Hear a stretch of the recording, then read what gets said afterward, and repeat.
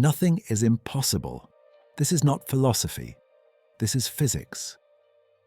In 1973, physicist Edward Tryon published a paper in the journal Nature proposing something that sounded absurd.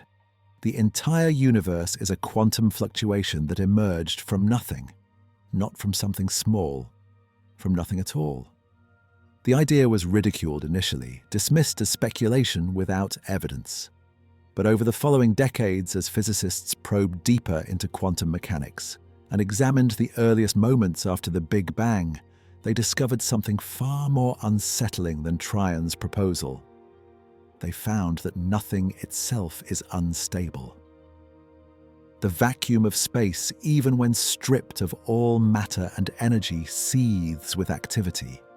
Virtual particles pop into existence and annihilate in timeframes so brief they seem to violate conservation of energy.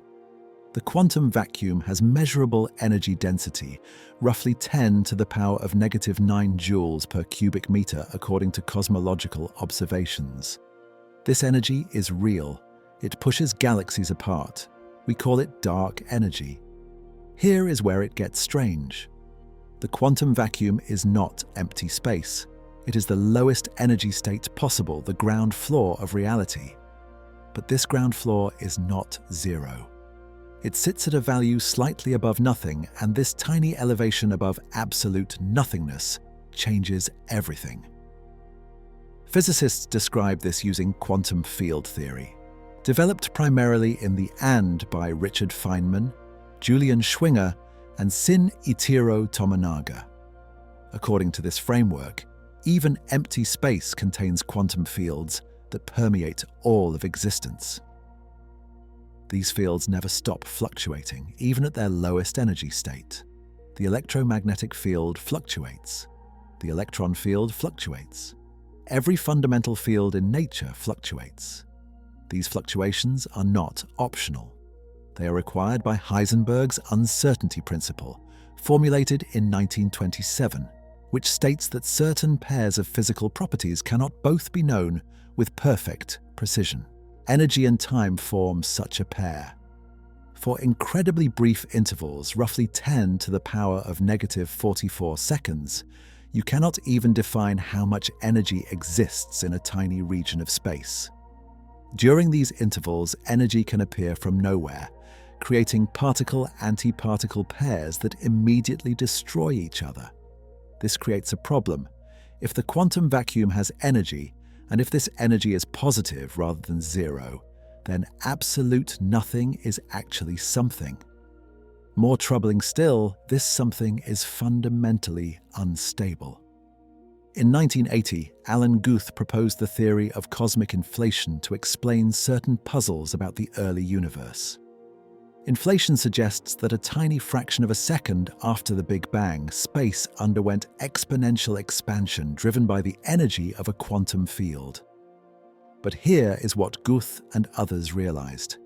If a quantum field can drive inflation, and if quantum fluctuations are inherent to all fields, then inflation might be eternal. Once it starts in any region, quantum fluctuations ensure it never completely stops everywhere. Some regions stop inflating and become universes like ours. Other regions continue inflating forever, spawning endless pocket universes. Andre Linde developed this idea in the into eternal inflation theory. The implications are staggering. If inflation is eternal, then the Big Bang was not the beginning. It was just a local event, one bubble among infinite bubbles in an eternally inflating multiverse. But this raises an uncomfortable question. What triggered inflation in the first place? What existed before the first quantum fluctuation that started eternal inflation? The answer that emerges from quantum cosmology is worse than nothing. Before there was anything, there was instability. Pure nothingness, the philosopher's void, the complete absence of everything including space and time, is mathematically unstable according to quantum mechanics. In 1982, Alexander Vilenkin proposed the quantum tunneling model of universe creation. According to this model, a universe can tunnel into existence from literally nothing through a quantum process. The mathematics describe a universe with zero size and zero energy quantum tunneling into a state with finite size and positive energy. The total energy remains zero because the positive energy of matter and radiation is balanced by the negative gravitational energy. But the universe now exists where before there was nothing. Vilenkin calculated the probability of this tunneling event. It is not zero. Given infinite time, it becomes certain. But here is the paradox. There is no time before the universe exists. Time itself begins with the universe. Stephen Hawking and James Hartle proposed a different approach in 1983 called the no-boundary proposal. They used a mathematical trick, converting time into an imaginary number in the equations describing the very earliest moments of the universe. This eliminates the singularity at the Big Bang. Instead of time having a beginning point, it smoothly transitions from having a spatial character to having a temporal character. The universe has no edge in time, just as Earth's surface has no edge in space. You can travel arbitrarily far back in time, but you never reach a beginning because time curves back on itself. This model avoids the question of what came before by denying that before exists. The universe is finite in time but has no boundary, no starting point, no moment of creation. It simply is, has always been, and always will be, though with finite duration. Both approaches lead to the same disturbing conclusion. True nothingness cannot exist.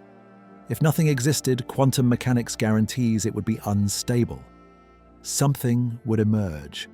This is not a theory about why our universe exists. This is a theory about why existence itself is inevitable. Physicists debate which version is correct. Vilenkin's quantum tunneling requires a pre-existing framework of quantum mechanics itself, which seems like something rather than nothing. Hawking's no-boundary proposal avoids creation, but requires complex mathematics that may not correspond to physical reality. Roger Penrose proposed yet another alternative in 2005 called conformal cyclic cosmology. According to Penrose, the Big Bang was not the beginning, but rather a transition from a previous cosmic aeon. The universe undergoes endless cycles of expansion, each ending in a state Penrose calls the infinite future, which then becomes the Big Bang of the next cycle. The mathematics involve conformal geometry, where the infinite future of one aeon can be rescaled to match the Big Bang of the next. Penrose claims to have found evidence for this in patterns within the cosmic microwave background, though his interpretation remains controversial. What makes this worse than simple nothingness? Consider what nothing should be. Peaceful, static, unchanging. The absence of problems, conflicts, or questions. The vacuum of space offers none of this. It crackles with energy, spawns particles, drives cosmic expansion, and may generate infinite universes. If eternal inflation is correct, then reality is not one universe with one Big Bang. Reality is an infinite fractal of inflating regions, each creating pocket universes, each pocket universe potentially creating its own inflating regions through quantum fluctuations. There is no edge to this structure in space or time. It extends infinitely in all directions and has existed eternally into the past, though individual pocket universes like ours have finite ages.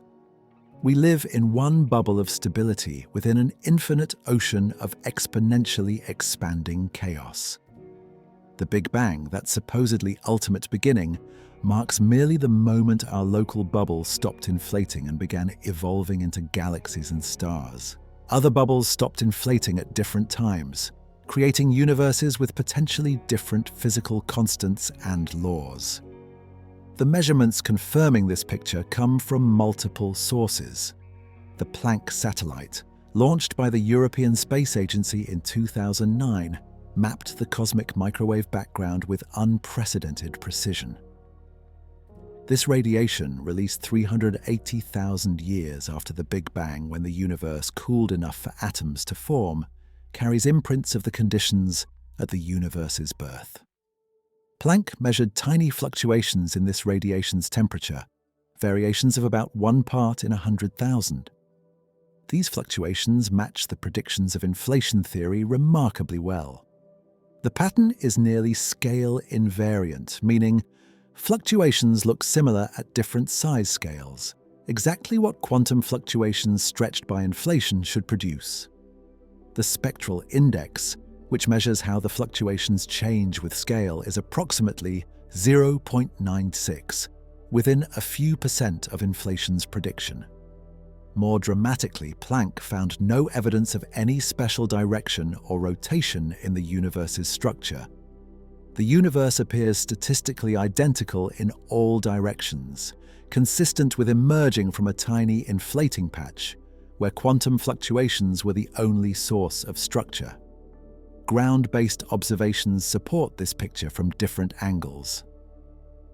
The Atacama Cosmology Telescope and the South Pole Telescope have measured the polarization of the cosmic microwave background, searching for a signature called B-mode polarization that inflation should produce through gravitational waves. While the gravitational wave signal itself remains elusive, the measurements constrain how much energy drove inflation, suggesting it occurred at energies around 10 to the power of 16 giga-electron volts, roughly 1 trillion times higher than the Large Hadron Collider can reach. Surveys of galaxy distributions across billions of light-years, such as the Sloan Digital Sky Survey and the Dark Energy Survey, reveal a universe that is remarkably uniform at large scales. Galaxies cluster into filaments and voids, but average over volumes larger than about 300 million light-years, and the density becomes almost constant. This uniformity across regions that could never have been in contact without inflation strongly suggests the inflationary picture is correct. Before you drift off, leave a comment. What time is it where you are right now, and where in the world are you watching from? The quantum vacuum's energy density presents another puzzle. Particle physicists calculate what the vacuum energy should be based on quantum field theory, and they get a number that is catastrophically wrong. When you add up the zero-point energies of all quantum fields, the result is roughly 10 to the power of 120 times larger than the observed value of dark energy. This is not a small error. This is the worst prediction in the history of physics. Something is cancelling out almost all of the vacuum energy, leaving only a tiny residue that manifests as dark energy. No one knows what performs this cancellation. Some physicists propose supersymmetry, a theoretical framework where every particle has a partner particle that might cancel vacuum contributions. Others suggest the vacuum energy we calculate is simply wrong, that we are missing some fundamental principle. Still others, like Steven Weinberg in 1987, argue that we can only observe universes where the vacuum energy is small enough for galaxies and stars to form. In universes with larger vacuum energy, space expands so fast that matter never clumps together. This anthropic explanation is unsatisfying, but potentially correct if eternal inflation produces infinite universes with different vacuum energies. What this means for the question of what came before the Big Bang is profound. If the quantum vacuum cannot be truly empty, if nothing is fundamentally unstable, then the universe did not come from nothing. It came from something worse. It came from a state of maximum instability, where quantum fluctuations dominate, where space and time themselves might not yet exist as we understand them, where only the mathematics of quantum mechanics reign. This is not comforting. This is not the elegant beginning we might hope for. This is chaos generating order, randomness producing structure, instability birthing stability. The Big Bang becomes less a moment of creation and more a moment of transition, when one local region of an infinite quantum chaos happened to stop fluctuating wildly and settled into a universe governed by physical laws we can measure.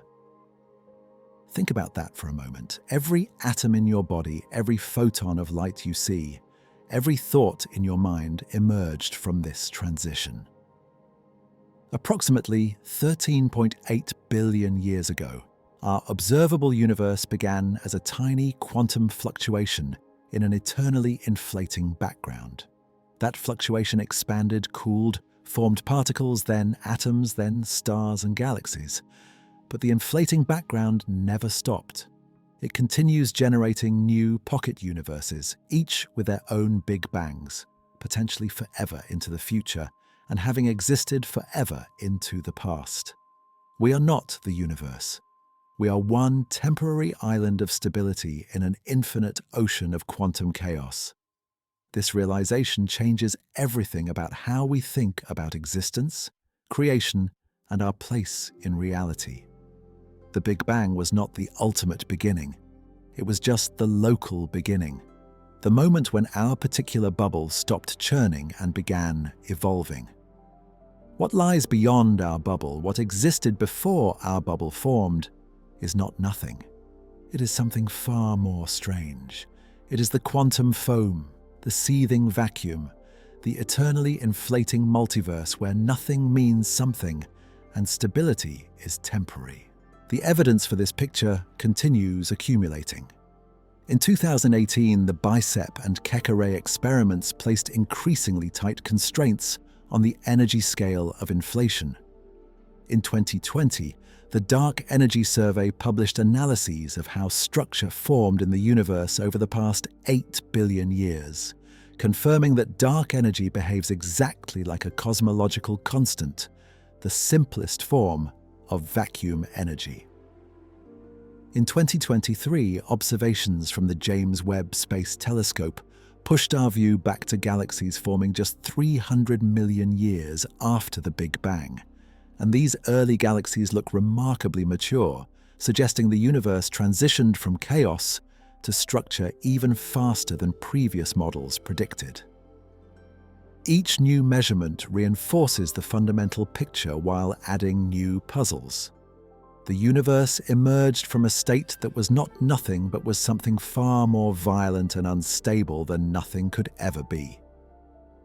This instability extends to the fundamental structure of physics itself. The standard model of particle physics describes how particles and forces behave, but it rests on a foundation of quantum fields and their fluctuations. These fields exist even in empty space. The Higgs field, discovered at the Large Hadron Collider in 2012, permeates all of space with a constant non-zero value. This value, about 246 giga-electron volts, gives mass to fundamental particles through their interactions with the Higgs field. But calculations suggest this value might not be stable. The universe might be sitting in what physicists call a false vacuum, a local minimum of energy rather than the true minimum. If that is correct, then at any moment a quantum fluctuation could trigger a collapse to the true vacuum, a bubble of true nothingness that would expand at light speed, destroying everything it touches. The probability is extraordinarily low, but over infinite time in an infinite multiverse, such events are certain to occur somewhere. Our universe might be destined to eventually decay into true nothingness. And ironically, that true nothingness might be the most stable state possible because nothing can happen there. But we are not in that state. We are in the unstable state, the state where things happen, where quantum fields fluctuate, where universes form and evolve and perhaps eventually end. The mathematics describing all this comes from quantum field theory, general relativity, and their attempted unifications like string theory and loop quantum gravity. These theories use complex mathematical structures, path integrals, which sum over all possible histories of a system, Wheeler-DeWitt equation, which attempts to describe the quantum state of the entire universe, and conformal geometry, which connects geometric structures at vastly different scales.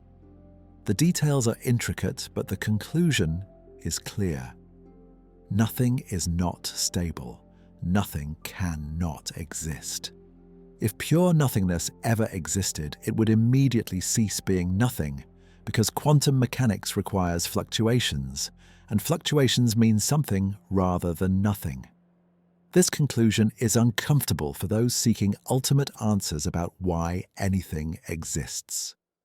The answer might simply be that non-existence is impossible. Existence is mandatory because nothingness violates the laws of quantum mechanics. This mandatory existence operates through mechanisms that defy everyday intuition. At the quantum level, the vacuum is not a passive stage where particles perform. The vacuum itself is an active player, a field of possibility that constantly generates and destroys particle pairs. Thies and destroys particle pairs. The process is called vacuum fluctuation, and it happens everywhere, all the time. An electron and its antimatter partner, a positron, spontaneously appear from pure vacuum energy. They exist for roughly 10 to the power of negative 21 seconds before colliding and annihilating back into energy. During their brief existence, they are real particles with measurable effects. They carry charge. They respond to electromagnetic fields. They alter the behavior of other particles nearby. This is not theoretical speculation. The Lamb shift, first measured by Willis Lamb in 1947, directly demonstrates vacuum fluctuations affecting the energy levels of electrons in hydrogen atoms. The measured shift is about 1000 megahertz, exactly matching calculations that include virtual particles from the vacuum. The Casimir effect, predicted by Hendrik Casimir in 1948 and first measured accurately in 1997, shows that two metal plates placed extremely close together experience a force pushing them together, because certain vacuum fluctuations cannot fit between the plates. The measured force per unit area is roughly 0.001 atmospheres when the plates are separated by 10 nanometers. These effects reveal something profound about the nature of fields. In classical physics, taught throughout the 19th century, a field is simply a mathematical tool for describing forces at a distance. The electromagnetic field tells you how charges will push or pull on each other. The gravitational field tells you how masses will attract. But quantum field theory, developed primarily between 1927 and 1950, reveals that fields are the fundamental reality. Particles are not little billiard balls moving through fields.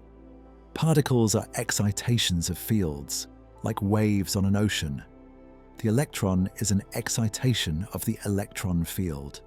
The photon is an excitation of the electromagnetic field.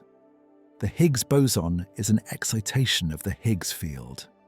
When we say a particle exists, we mean the corresponding field has been excited above its minimum energy state. When we say a particle moves, we mean the excitation propagates through the field. When we say a particle is created or destroyed, we mean the field gains or loses energy.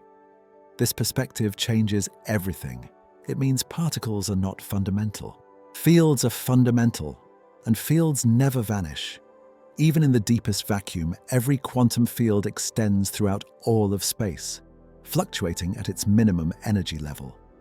Here is where conventional understanding fails completely. We imagine empty space as truly empty, a void containing nothing.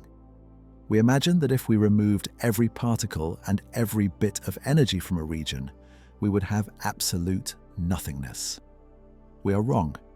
Removing all particles still leaves the fields, and removing energy down to the ground state still leaves zero-point fluctuations.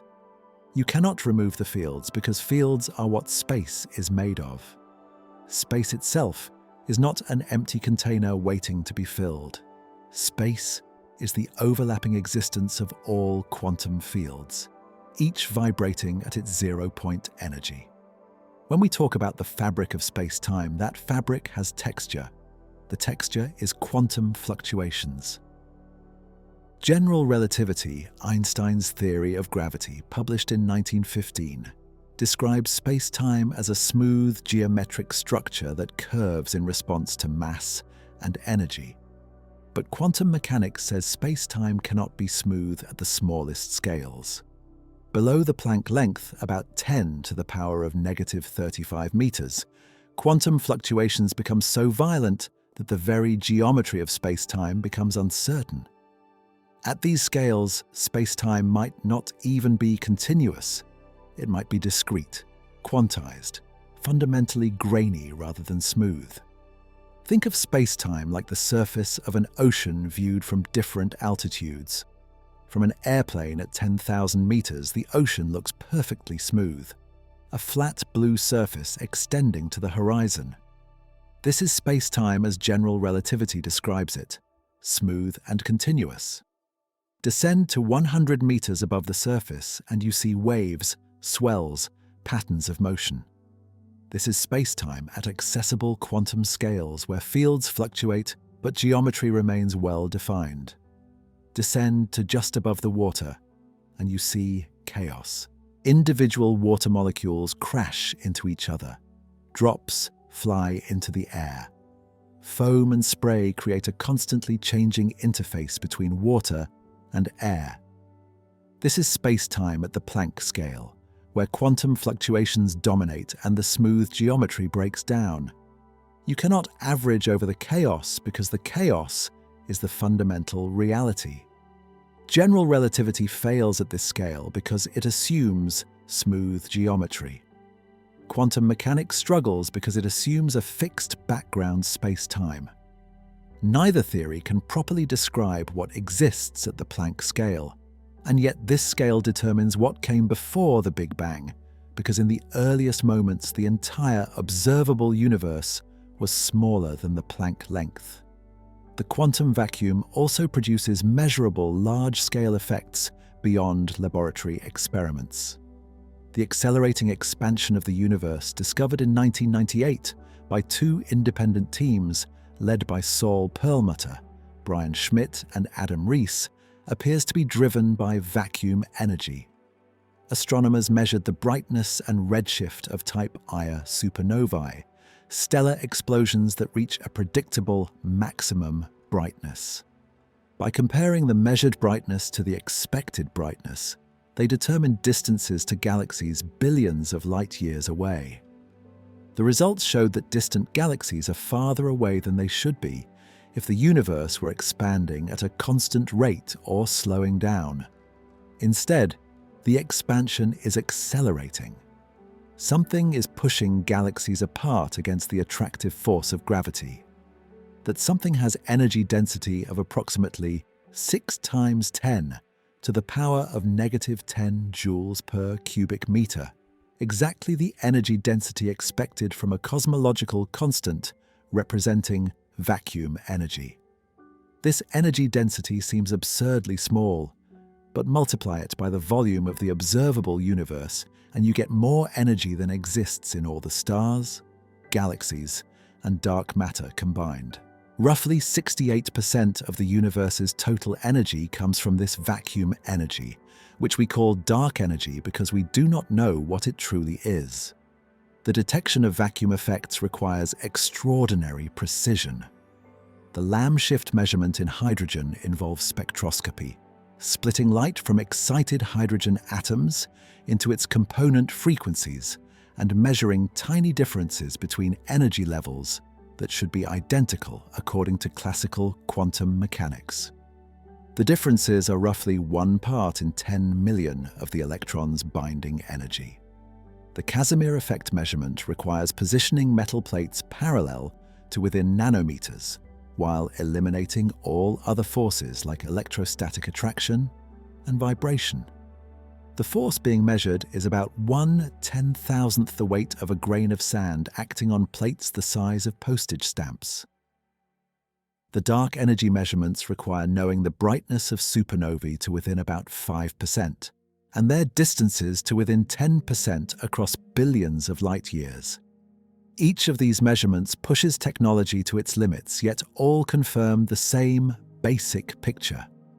The vacuum is not empty, and its energy has real, measurable consequences. But here is the problem. The quantum vacuum should contain contributions from every possible quantum field at every possible energy scale. When physicists calculate this, they add up the zero-point energies of the electromagnetic field, the electron field, the quark fields, the Higgs field, and all other fields in the Standard Model. Each field contributes energy at every possible wavelength, from the size of the observable universe down to the Planck length. The short wavelengths dominate because there are more ways to fit short waves into a given volume. When you add up all these contributions, the result depends on where you cut off the calculation. If you cut off at the Planck length, where quantum gravity effects become important and current physics breaks down, the total vacuum energy density comes out to about 10 to the power of 113 joules per cubic meter. Compare this to the observed dark energy density of 6 times 10 to the power of negative 10 joules per cubic meter. The calculated value is larger by a factor of about 10 to the power of 123. This is the cosmological constant problem, perhaps the deepest puzzle in theoretical physics. Something is cancelling out almost all the vacuum energy. The cancellation must be extraordinarily precise, leaving only 1 part in 10 to the power of 123 of the calculated value. No known mechanism can achieve this cancellation. Supersymmetry, if it exists, might help by having boson and fermion contributions cancel, but supersymmetry must be broken at low energies to match observations, and this breaking reintroduces the problem. Some string theory models suggest extra dimensions could absorb vacuum energy, but the mathematics remains incomplete. Other approaches propose that gravity itself modifies at very small scales in ways that eliminate the problem, but these modifications must be incredibly fine-tuned to work. The most disturbing possibility, suggested by Steven Weinberg and others, is that the vacuum energy varies randomly across different pocket universes in an eternally inflating multiverse. Most values would prevent galaxy formation, so intelligent observers can only exist in universes with abnormally small vacuum energy. We observe a small value not because physics explains it, but because we could not exist otherwise. This anthropic explanation makes many physicists deeply uncomfortable because it seems to give up on finding a fundamental answer. The particles emerging from vacuum fluctuations follow precise rules determined by quantum field theory. Each type of particle has a corresponding antiparticle with opposite charge but identical mass. When a virtual electron-positron pair forms, the electron carries negative charge and the positron carries positive charge, so the total charge remains zero as required by conservation laws. The pair exists for a time interval roughly given by the uncertainty principle. The energy of the particles times the duration of their existence must be less than Planck's constant divided by 4 pi, about 10 to the power of negative 34 joule seconds. More energetic pairs must annihilate faster. Heavier particles require more energy to create, so they appear less frequently and for briefer durations. A virtual top quark-antiquark pair, where each top quark has a mass of about 173 giga-electronvolts, can only exist for roughly 10 to the power of negative 25 seconds. A virtual electron-positron pair with each electron having a mass of 0.511 mega-electronvolts can exist for about 10 to the power of negative 21 seconds. These virtual particles are not directly observable in the sense of detecting individual pairs. They exist too briefly and their energy is too uncertain. But their collective effects are measurable and have been confirmed in dozens of experiments. the anomalous magnetic moment of the electron, measured to 15 decimal places, matches calculations including virtual particle contributions with extraordinary precision. The running of coupling constants, where the strength of forces changes with energy, depends critically on virtual particles screening or anti-screening the underlying charges. Particle collisions at high energies show signatures of virtual particles temporarily forming and affecting the collision outcomes. Every prediction of quantum field theory that has been tested agrees with experiment, often to absurd precision. The theory works. The vacuum fluctuations are real, and if they are real, then the vacuum is not nothing. This understanding emerged gradually through decades of experimental and theoretical work. The mathematical framework of quantum field theory was developed primarily between 1927 and 1950 by physicists including Paul Dirac, Werner Heisenberg, Wolfgang Pauli, Richard Feynman, Julian Schwinger, Shinichiro Tominaga, and Freeman Dyson. Dirac's equation, published in 1928, predicted the existence of antimatter before any was discovered. Carl Anderson discovered the positron in cosmic rays in 1932, confirming Dirac's prediction.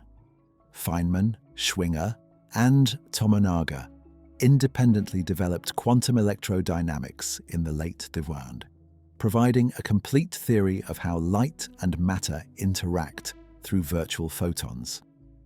This theory predicted the Lamb shift and the anomalous magnetic moment of the electron with stunning accuracy.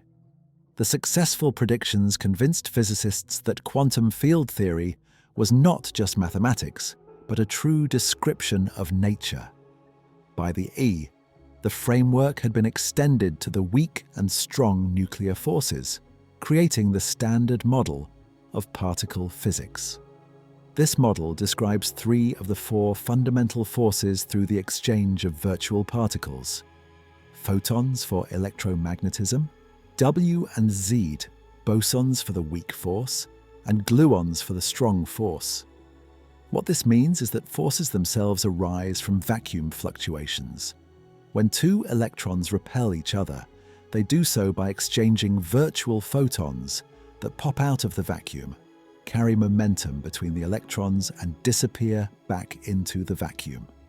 The force you feel pushing 2 magnets apart is mediated by countless virtual photons per second, each existing for a brief moment before vanishing. Gravity, the one force not yet successfully incorporated into quantum field theory, should work the same way through the exchange of gravitons, hypothetical particles that would be excitations of a quantum gravitational field. But quantum gravity remains unsolved. General relativity and quantum mechanics make contradictory predictions at the Planck scale, and no one has yet found a complete theory that unifies them. This incompleteness directly affects our understanding of what came before the Big Bang, because in those earliest moments, both quantum effects and gravitational effects were equally important, and we lack the mathematical tools to properly describe what happens when both are strong.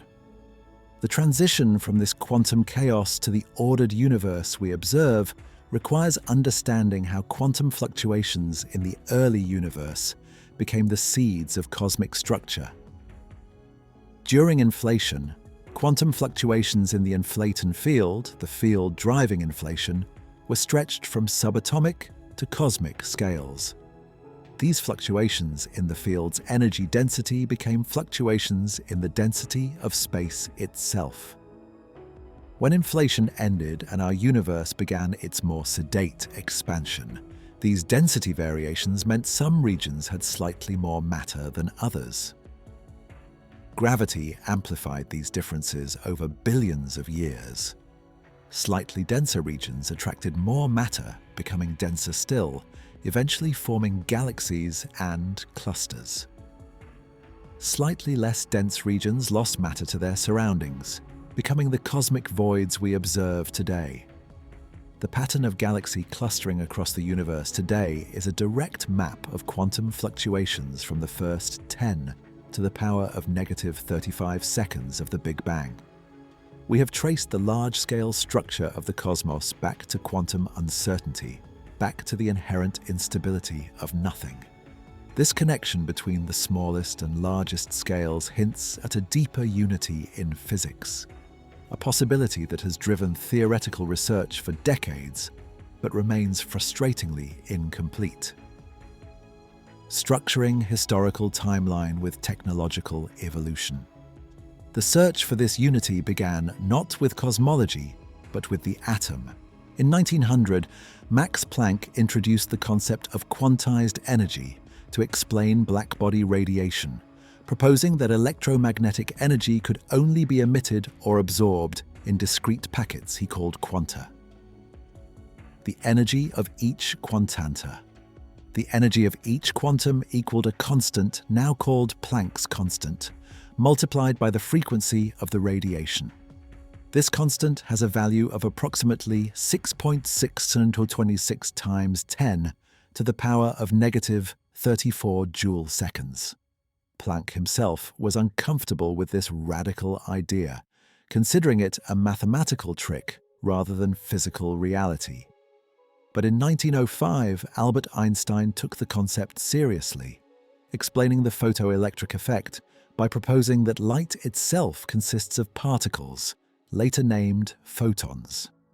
In 1913, Niels Bohr applied quantization to the atom, proposing that electrons orbit the nucleus only at specific energy levels.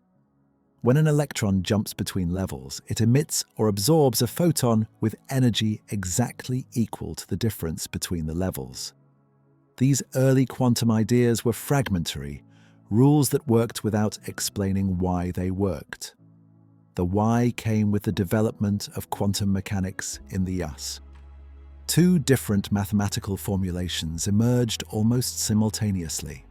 In 1925, Werner Heisenberg, working with Max Born and Pascual Jordan, developed matrix mechanics, representing physical quantities as matrices that did not commute when multiplied together. In 1926, Erwin Schrödinger developed wave mechanics, describing particles as wave functions that evolved according to a differential equation now called the Schrödinger equation. The two approaches looked completely different. Matrix mechanics used abstract algebra. Wave mechanics used familiar calculus. But in 1926, Schrödinger proved they were mathematically equivalent, two ways of expressing the same underlying theory.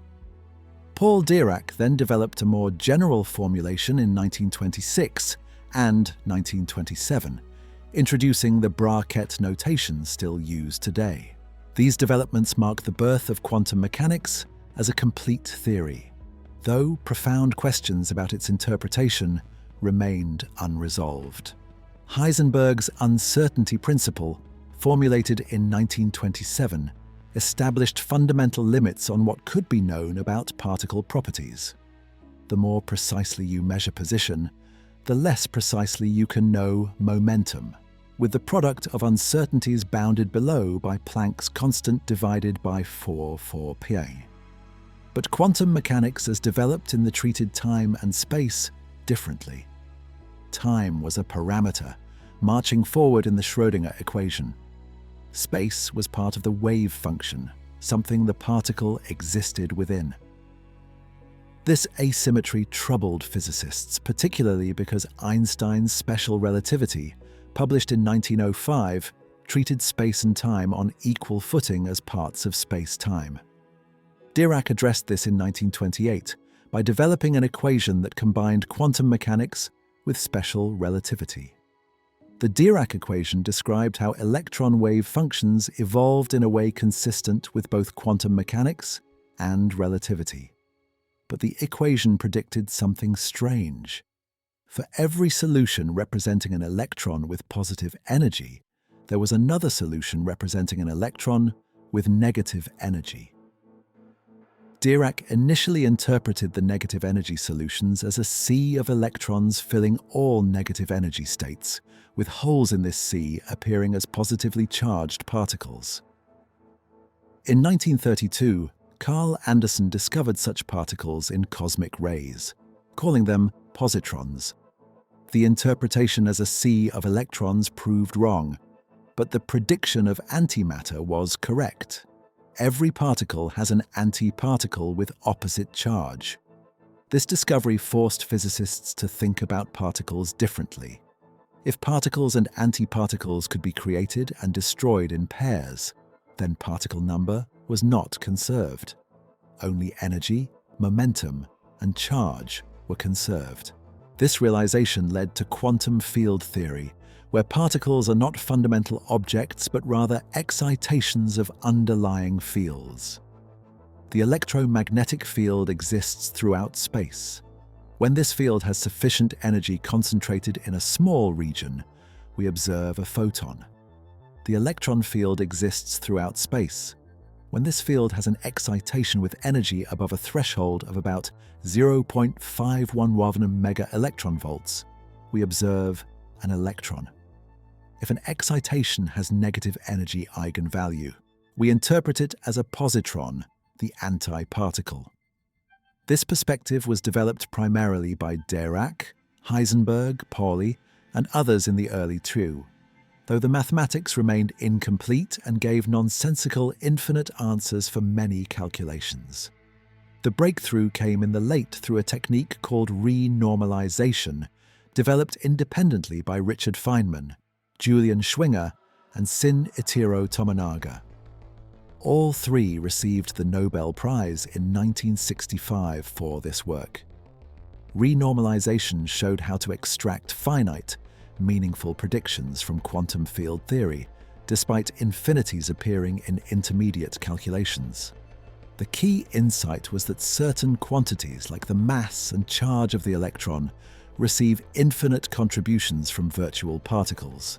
But the measured mass and charge already include these contributions. By carefully subtracting the infinities and working with measured values, the theory gives finite predictions that match experiments to extraordinary precision.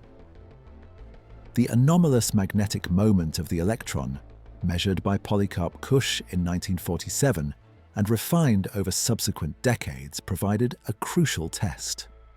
Quantum electrodynamics predicted this moment should differ from the classical value by approximately 0.011 on 6.1 of the classical value. Measurements confirmed this to better than 1 part in 10 billion, making it the most precisely tested prediction in all of physics. But quantum electrodynamics only described electromagnetism. The ENSOR attempts to apply quantum field theory to the weak nuclear force, responsible for radioactive decay, and the strong nuclear force, holding quarks together inside protons and neutrons. The weak force proved particularly challenging because it was weak. At low energies, weak force interactions were so feeble they seemed impossible to describe with quantum field theory, which worked well for strong interactions like electromagnetism. The solution came through the work of Sheldon Glashow, Abdus Salam, and Steven Weinberg, who showed that the electromagnetic and weak forces are actually different aspects of a single electroweak force. At high energies above about 100 giga-electron volts, the forces have equal strength and are mediated by 4 massless particles. At low energies, the symmetry breaks through the Higgs mechanism, giving mass to 3 of the 4 particles. These become the W+, W-, and Z bosons that mediate the weak force. The 4th particle remains massless and becomes the photon. This electroweak unification, confirmed by the discovery of the W and Z bosons at CERN in 1983 by Carlo Rubbia's team, represented a major step toward understanding the vacuum, because the Higgs mechanism requires the Higgs field to have a non-zero value throughout all of space. The Higgs field cannot sit at 0. If it did, the electroweak symmetry would remain unbroken, and all particles would be massless. Instead, the Higgs field sits at a value of approximately 246 giga-electron volts throughout the vacuum. This is not a temporary state or a local fluctuation. This is the ground state of the Higgs field, its minimum energy configuration. Every point in space has this non-zero Higgs field value. When other particles like electrons or quarks move through space, they interact with this background Higgs field. This interaction gives them mass. The stronger the interaction, the more massive the particle. The electron interacts weakly with the Higgs field, so it has a small mass of 0.511 mega-electronvolts. The top quark interacts strongly with the Higgs field, so it has a large mass of 173 giga-electronvolts. This mechanism, proposed by Peter Higgs, Robert Brute, François Englert and others in 1964, requires that the vacuum is not empty. The Higgs field permeates everything, and its non-zero value defines what we call empty space. Confirming the Higgs field's existence required detecting the Higgs boson, an excitation of the Higgs field. This required colliding particles at extremely high energies to temporarily disturb the Higgs field from its ground state. The Large Hadron Collider, a circular particle accelerator 27 kilometers in circumference located near Geneva, Switzerland, began operation in 2009 with the goal of discovering the Higgs boson. On July 4, 2012, two independent detector collaborations, ATLAS and CMS, announced the discovery of a new particle with mass around 125 giga-electronvolts. Further measurements confirmed this particle had all the properties predicted for the Higgs boson.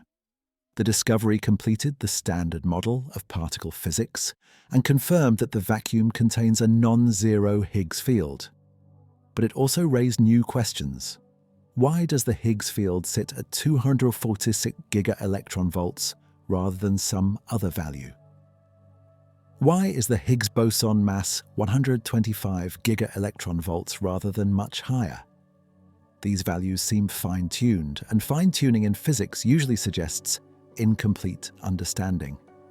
The strong nuclear force received similar treatment through the development of quantum chromodynamics in the early TOT. Quarks, proposed by Murray Gell-Mann and George Zweig in 1964, carry a property called color charge that comes in three varieties. The strong force, mediated by particles called gluons, acts on color charge just as electromagnetism acts on electric charge. But quantum chromodynamics has a crucial difference from electromagnetism. The force between quarks grows stronger as they separate, a property called confinement. At very short distances below about 10 to the power of negative 15 meters, quarks behave almost as free particles. At larger distances, the force becomes so strong that quarks are never observed in isolation. They are always confined inside composite particles like protons and neutrons. This confinement means the vacuum itself must play an active role. When you try to separate two quarks, the energy you add goes into creating new quark-antiquark pairs from the vacuum. You never succeed in isolating a quark because the vacuum produces new quarks before you can pull the original quarks apart. The vacuum in quantum chromodynamics is a medium that responds to color charge by generating particles. Experiments confirming quantum chromodynamics came from deep inelastic scattering experiments in the late and early at the Stanford Linear Accelerator Center. High-energy electrons were fired at protons, and the pattern of scattered electrons revealed the proton's internal structure. The results showed protons contain 3 valence quarks, plus a sea of virtual quark-antiquark pairs constantly appearing and disappearing. Roughly half the proton's momentum is carried by particles that appeared and disappeared too quickly to count as permanent constituents. These are the gluons and virtual quark pairs from the vacuum. The proton is not 3 quarks sitting in empty space. The proton is 3 valence quarks surrounded by a boiling sea of virtual particles. The vacuum contributes significantly to the proton's mass, structure, and properties. Without vacuum fluctuations, the proton would be completely different. By the late decay, the Standard Model was essentially complete, describing electromagnetism, the weak force and the strong force through quantum field theories. Only gravity remained outside the framework. Einstein's general relativity described gravity as the curvature of space-time caused by mass and energy. Attempts to quantize general relativity, treating gravity like the other forces as mediated by particles called gravitons, ran into severe problems. Unlike electromagnetism and the other forces, quantum gravity calculations gave infinities that could not be removed by renormalization. The theory was not predictive. At low energies where gravitational effects are weak, this does not matter much. General relativity works fine for describing planets, stars, and even black holes. But at energies approaching the Planck energy, about 10 to the power of 19 giga-electronvolts, or distances approaching the Planck length of 10 to the power of negative 35 meters, quantum gravity becomes essential, and we lack a working theory. String theory emerged as a potential solution. Instead of treating particles as point-like objects, string theory proposes they are tiny, vibrating strings with length around the Planck length. Different vibration patterns correspond to different particles. One particular vibration pattern corresponds to the graviton, so string theory automatically includes gravity. The mathematics is elegant and finite, avoiding the infinities that plague other approaches to quantum gravity. But string theory requires additional spatial dimensions beyond the 3 we observe. Most versions require 9 spatial dimensions plus 1 time dimension, for a total of 10 space-time dimensions. The extra 6 spatial dimensions must be curled up, or compactified, into tiny shapes too small to observe directly. The shape chosen for compactification determines which particles and forces appear in the 4-dimensional world we observe. Unfortunately, there are enormous numbers of possible compactification shapes, perhaps 10, to the power of 500 or more, leading to different possible universes with different physics. This vast landscape of possibilities makes it difficult to extract testable predictions from string theory.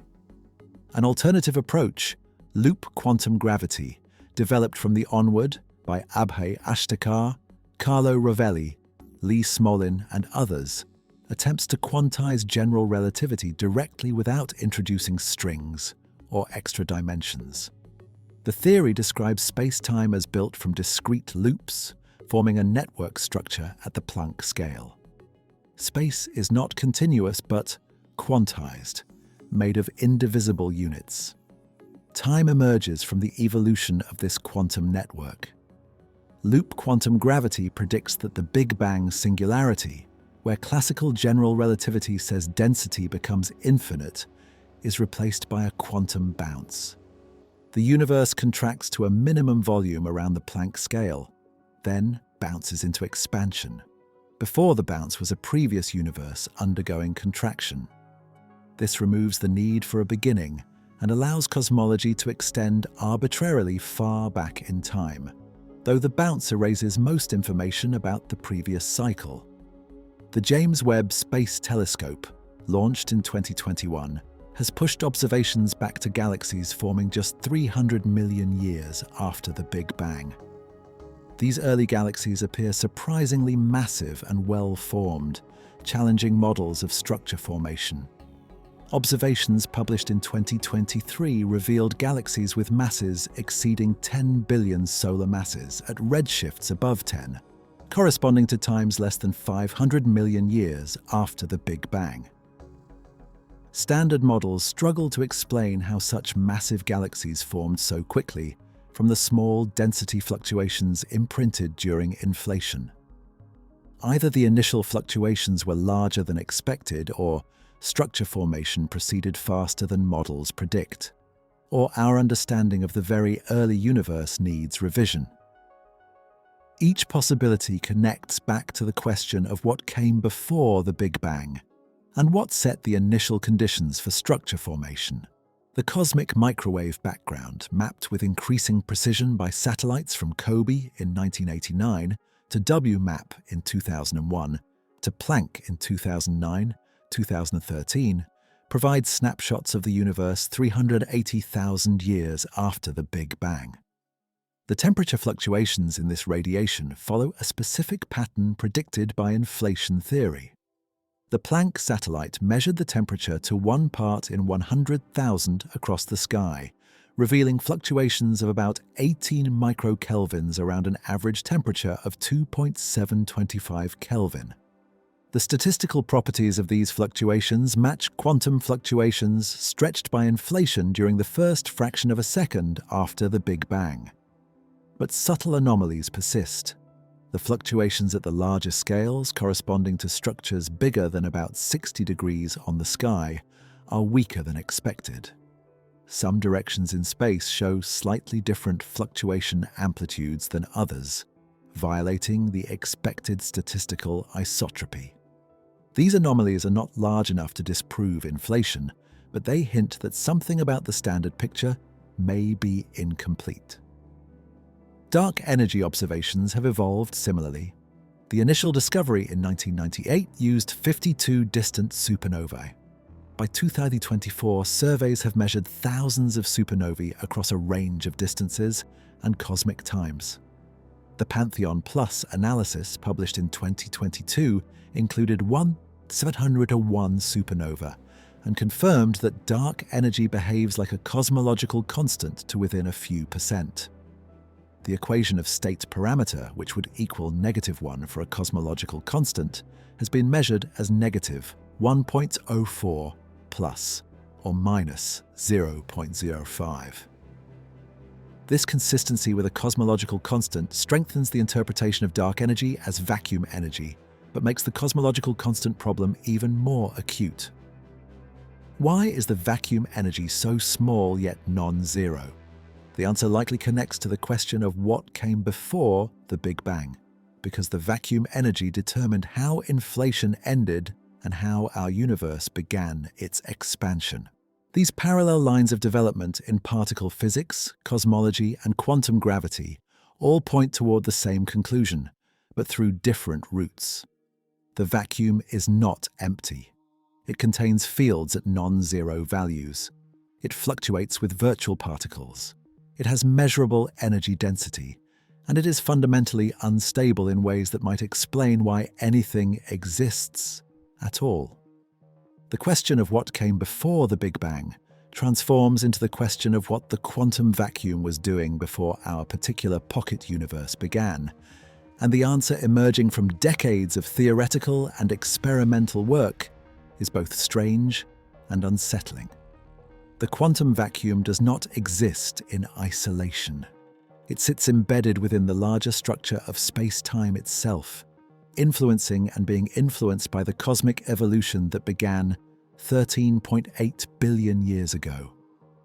Our observable universe extends roughly 46 billion light-years in every direction, encompassing about 2 trillion about 2 trillion galaxies, organized into filaments, clusters, and vast voids. This structure emerged from quantum fluctuations during inflation, but the structure we observe today depends critically on where we are located within the universe and when we are observing. Position matters in cosmology, despite centuries of scientific progress teaching us that Earth occupies no special location.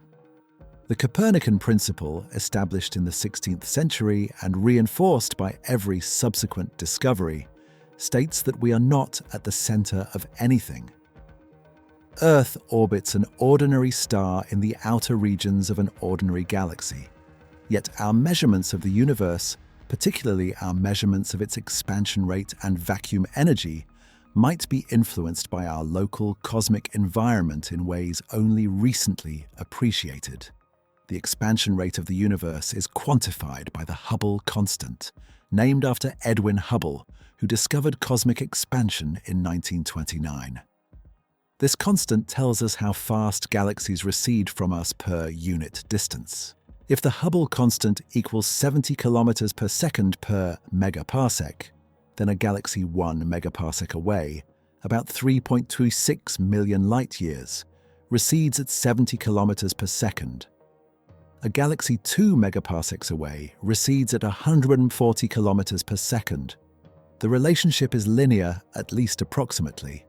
But measuring the Hubble constant has proven remarkably difficult, and different measurement methods give different answers. Observations of the cosmic microwave background by the Planck satellite, measuring conditions 380,000 years after the Big Bang, and extrapolating to today using a cosmological model, give a Hubble constant of 67.4 kilometers per second per megaparsec, with uncertainty of about 1%. Observations of nearby supernovae and Cepheid variable stars by Adam Rees and collaborators, measuring the expansion rate directly in the local universe, give 73.0 kilometers per second per megaparsec, with similar uncertainty.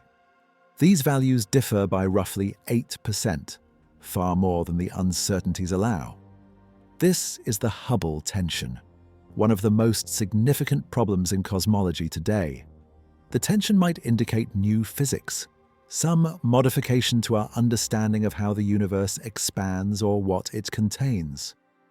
Or the tension might reflect observational systematics, subtle errors in how we measure distances or calibrate our instruments. But a third possibility has gained attention in recent years. The tension might be real and correct, reflecting the fact that the local universe expands differently than the average universe. We might live in a region where the expansion rate differs from the cosmic average by several percent. This seems to violate the Copernican principle, requiring Earth to be located in a special region. But special does not mean unique. If the universe is large enough, it necessarily contains rare regions where the local properties differ from the average. We might simply live in one such region, not because of any fundamental specialness, but because random chance placed us there. Or because such regions preferentially harbor galaxies and life. This possibility connects to the structure of cosmic voids and overdense regions. The universe is not uniformly filled with matter. Galaxies cluster into groups and clusters, which align along filaments stretching hundreds of millions of light-years. Between these filaments lie voids, regions with few galaxies where the matter density drops to 20% or less of the cosmic average.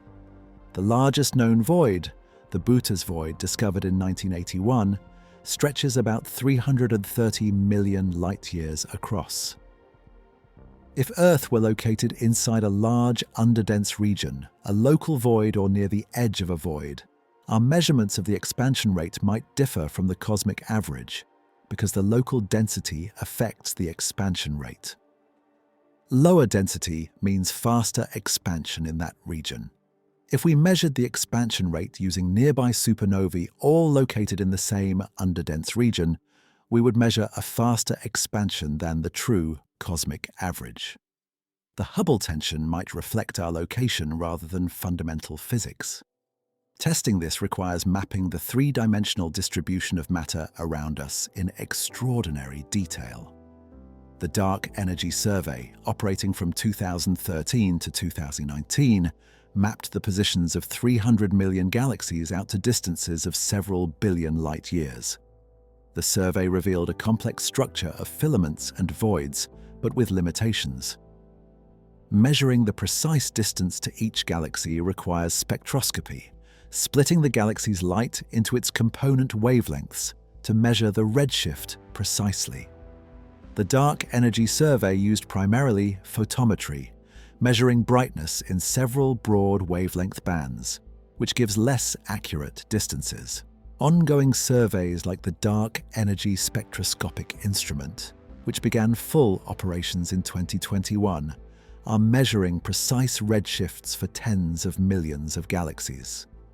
The goal is to map the cosmic structure in our region with sufficient accuracy to determine whether we live in an unusual location.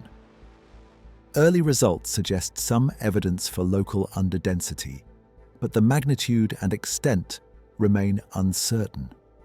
A local underdensity of a few percent extending to 300 million light-years could potentially explain the Hubble tension, but more data are needed.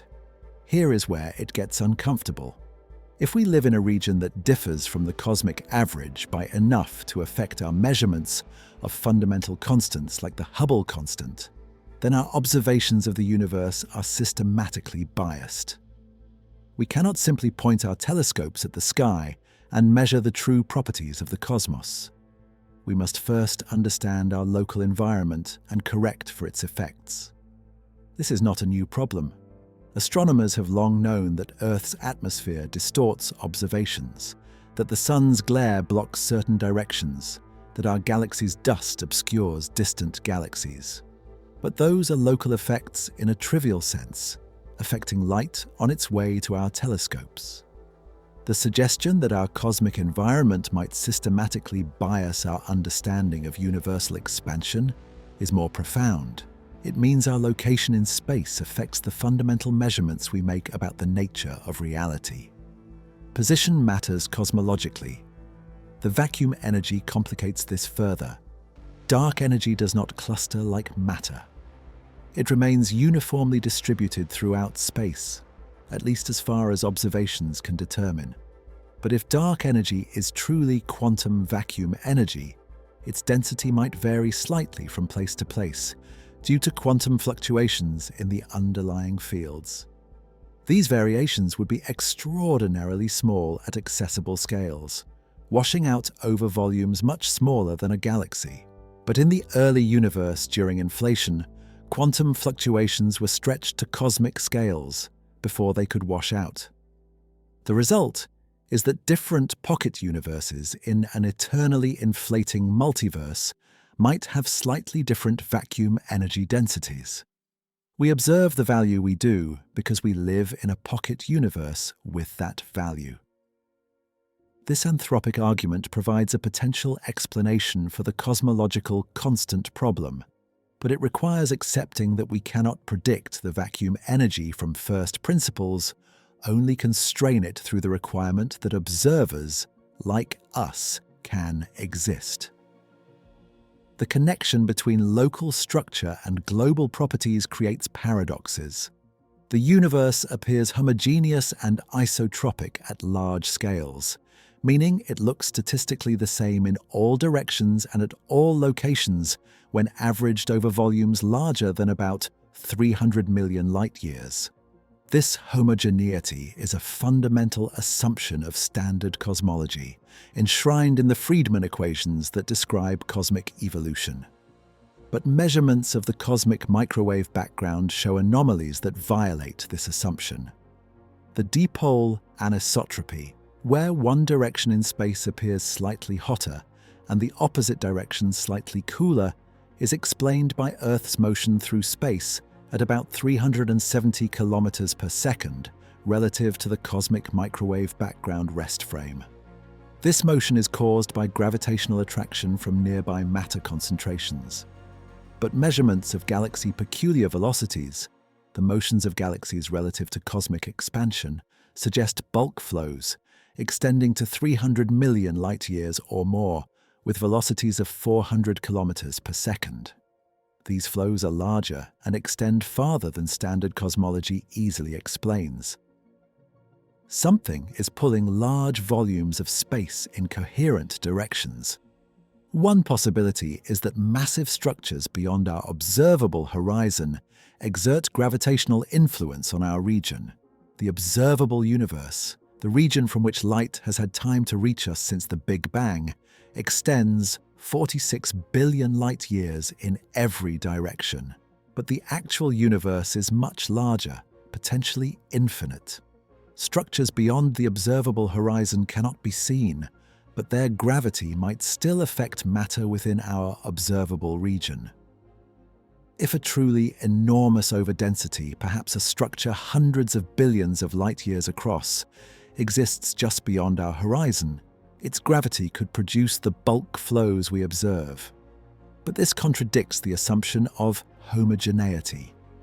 If such enormous structures exist, the universe is not homogeneous, or at least not homogeneous at scales we can observe. The observable universe might be too small a sample to determine the true cosmic average. We might be living in a fluctuation, a region where properties differ from the average by amounts we can measure. This connects to the measure problem in eternal inflation. If inflation is eternal, producing infinitely many pocket universes, how do we calculate probabilities for what we should observe? In an infinite ensemble, every possible outcome occurs infinitely many times. Asking what is typical becomes meaningless without defining a measure, a way of counting universes and determining relative probabilities. Different measures give different predictions. The volume measure, counting universes by their total volume, favors large universes that inflate longer before ending. The pocket measure, counting each pocket universe equally regardless of size, gives different results. The causal patch measure, counting only regions that can be observed by a single observer, gives yet different predictions. No consensus exists on which measure is correct, or even whether the question is well posed. This uncertainty means eternal inflation. Despite being a well-developed theory, cannot make sharp predictions about what observers should measure. It predicts that the vacuum energy should be small enough for structure formation, but cannot predict the precise value we observe. Secondary effects of vacuum energy extend beyond cosmic expansion. In quantum field theory, the vacuum can undergo phase transitions, sudden changes in the ground state configuration of fields. The Higgs field underwent such a transition in the early universe. At temperatures above about 100 giga-electron-volts, corresponding to times less than 10 to the power of negative 11 seconds after the Big Bang, the Higgs field sat at 0. The electroweak symmetry was unbroken. As the universe expanded and cooled below this critical temperature, the Higgs field spontaneously developed a non-zero value, breaking the symmetry and giving mass to particles. This phase transition released energy, briefly slowing the cosmic cooling. Similar phase transitions might have occurred for other fields at earlier times, potentially affecting the evolution of the universe in ways not yet understood.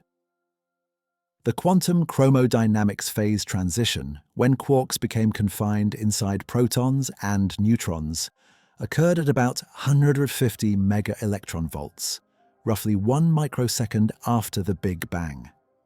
Each phase transition altered the equation of state of the universe, changing how quickly it expanded and cooled. Our position in time also matters profoundly. We observe the universe 13.8 billion years after the Big Bang, when galaxies have formed and stars are shining, but most of cosmic history still lies ahead. The universe will continue expanding for trillions of years, eventually reaching a state where galaxies outside our local group have receded beyond our cosmic horizon. Observers in that far future will see a very different universe, one that appears to contain only a single galaxy cluster surrounded by expanding emptiness. They will have no direct evidence for the Big Bang or cosmic expansion beyond their local group. The cosmic microwave background will have cooled and redshifted to undetectability. Dark energy will dominate completely, accelerating expansion exponentially. Any cosmologists in that era will face extraordinary difficulty reconstructing cosmic history, because most of the evidence will have disappeared beyond their horizon. We are fortunate to live in an era where the evidence for the Big Bang remains accessible and where the large-scale structure of the universe can still be mapped. But this raises an unsettling question. If future observers will lack evidence for conclusions we consider well established, what evidence are we currently lacking that would be obvious to observers at other cosmic times? The universe might have features or properties that were observable in the first billion years after the Big Bang, but have since become inaccessible. Inflation might have left signatures at very large scales that extend beyond our current observable horizon and will never be detectable from our position in space and time. The question of what came before the Big Bang might have answers encoded in aspects of the universe we cannot observe from where and when we exist. Our measurements capture only a slice of reality, determined by our location in space, our moment in cosmic history, and the physical limits on what information can reach us. The vacuum that permeates our observable universe might differ from the vacuum in other regions or at other times, and we might never know the difference. These challenges in measurement and interpretation have sparked intense debate about how to properly test cosmological theories and whether standard cosmology requires modification. A debate that has sharpened considerably in recent years as tensions between different measurement methods have grown rather than resolved. The disagreement between measurement methods has escalated into a crisis threatening the foundations of cosmology. Two independent approaches to measuring the expansion rate should converge on the same answer. They do not. The cosmic distance ladder method, championed by Adam Rees at Johns Hopkins University and collaborators, builds measurements step by step from nearby stars to distant galaxies. First, distant galaxies. First, they measure distances to Cepheid variable stars in our galaxy using parallax, the apparent shift in a star's position as Earth orbits the Sun. Parallax works reliably out to about 10,000 light-years, with data from the Gaia satellite, launched in 2013. Cepheids pulsate with periods between 1 and 100 days, and their period directly relates to their intrinsic brightness. Measure the period, and you know how bright the star truly is. Compare that to how bright it appears, and you get its distance. This relationship, discovered by Henrietta Leavitt in 1912, forms the first rung of the distance ladder. The second rung uses these Cepheid distances to calibrate Type Ia supernovae. These stellar explosions reach a peak brightness of about 5 billion times the Sun's luminosity, making them visible across billions of light-years. Type Ia supernovae occur when a white dwarf star in a binary system accumulates matter from its companion until reaching a critical mass of 1.4 solar masses, the Chandrasekhar limit.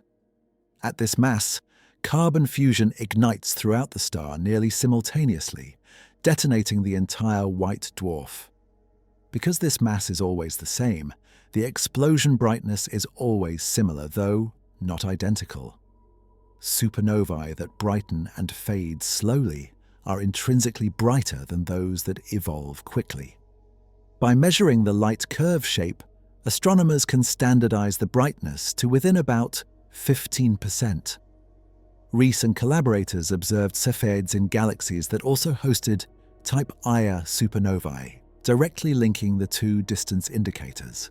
They then observed more distant supernovae where Cepheids are too faint to detect, extending distance measurements to billions of light-years. In 2022, Rees published results using data from the Hubble Space Telescope and the James Webb Space Telescope, observing Cepheids in 42 galaxies and 277 supernovae.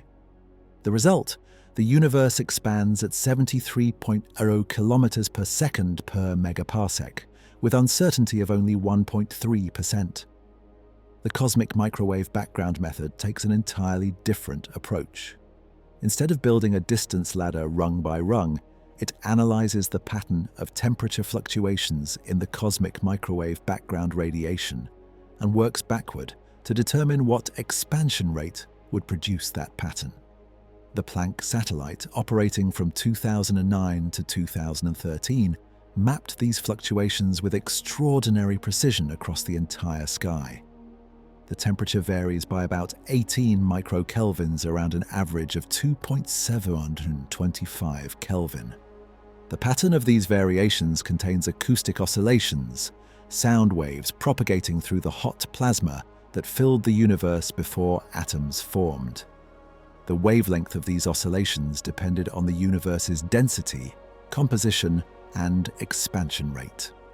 By measuring the angular size of the largest acoustic peak in the temperature fluctuations, about 1 degree on the sky, and comparing to theoretical models of how sound waves behaved in the early universe, cosmologists can infer the expansion rate today.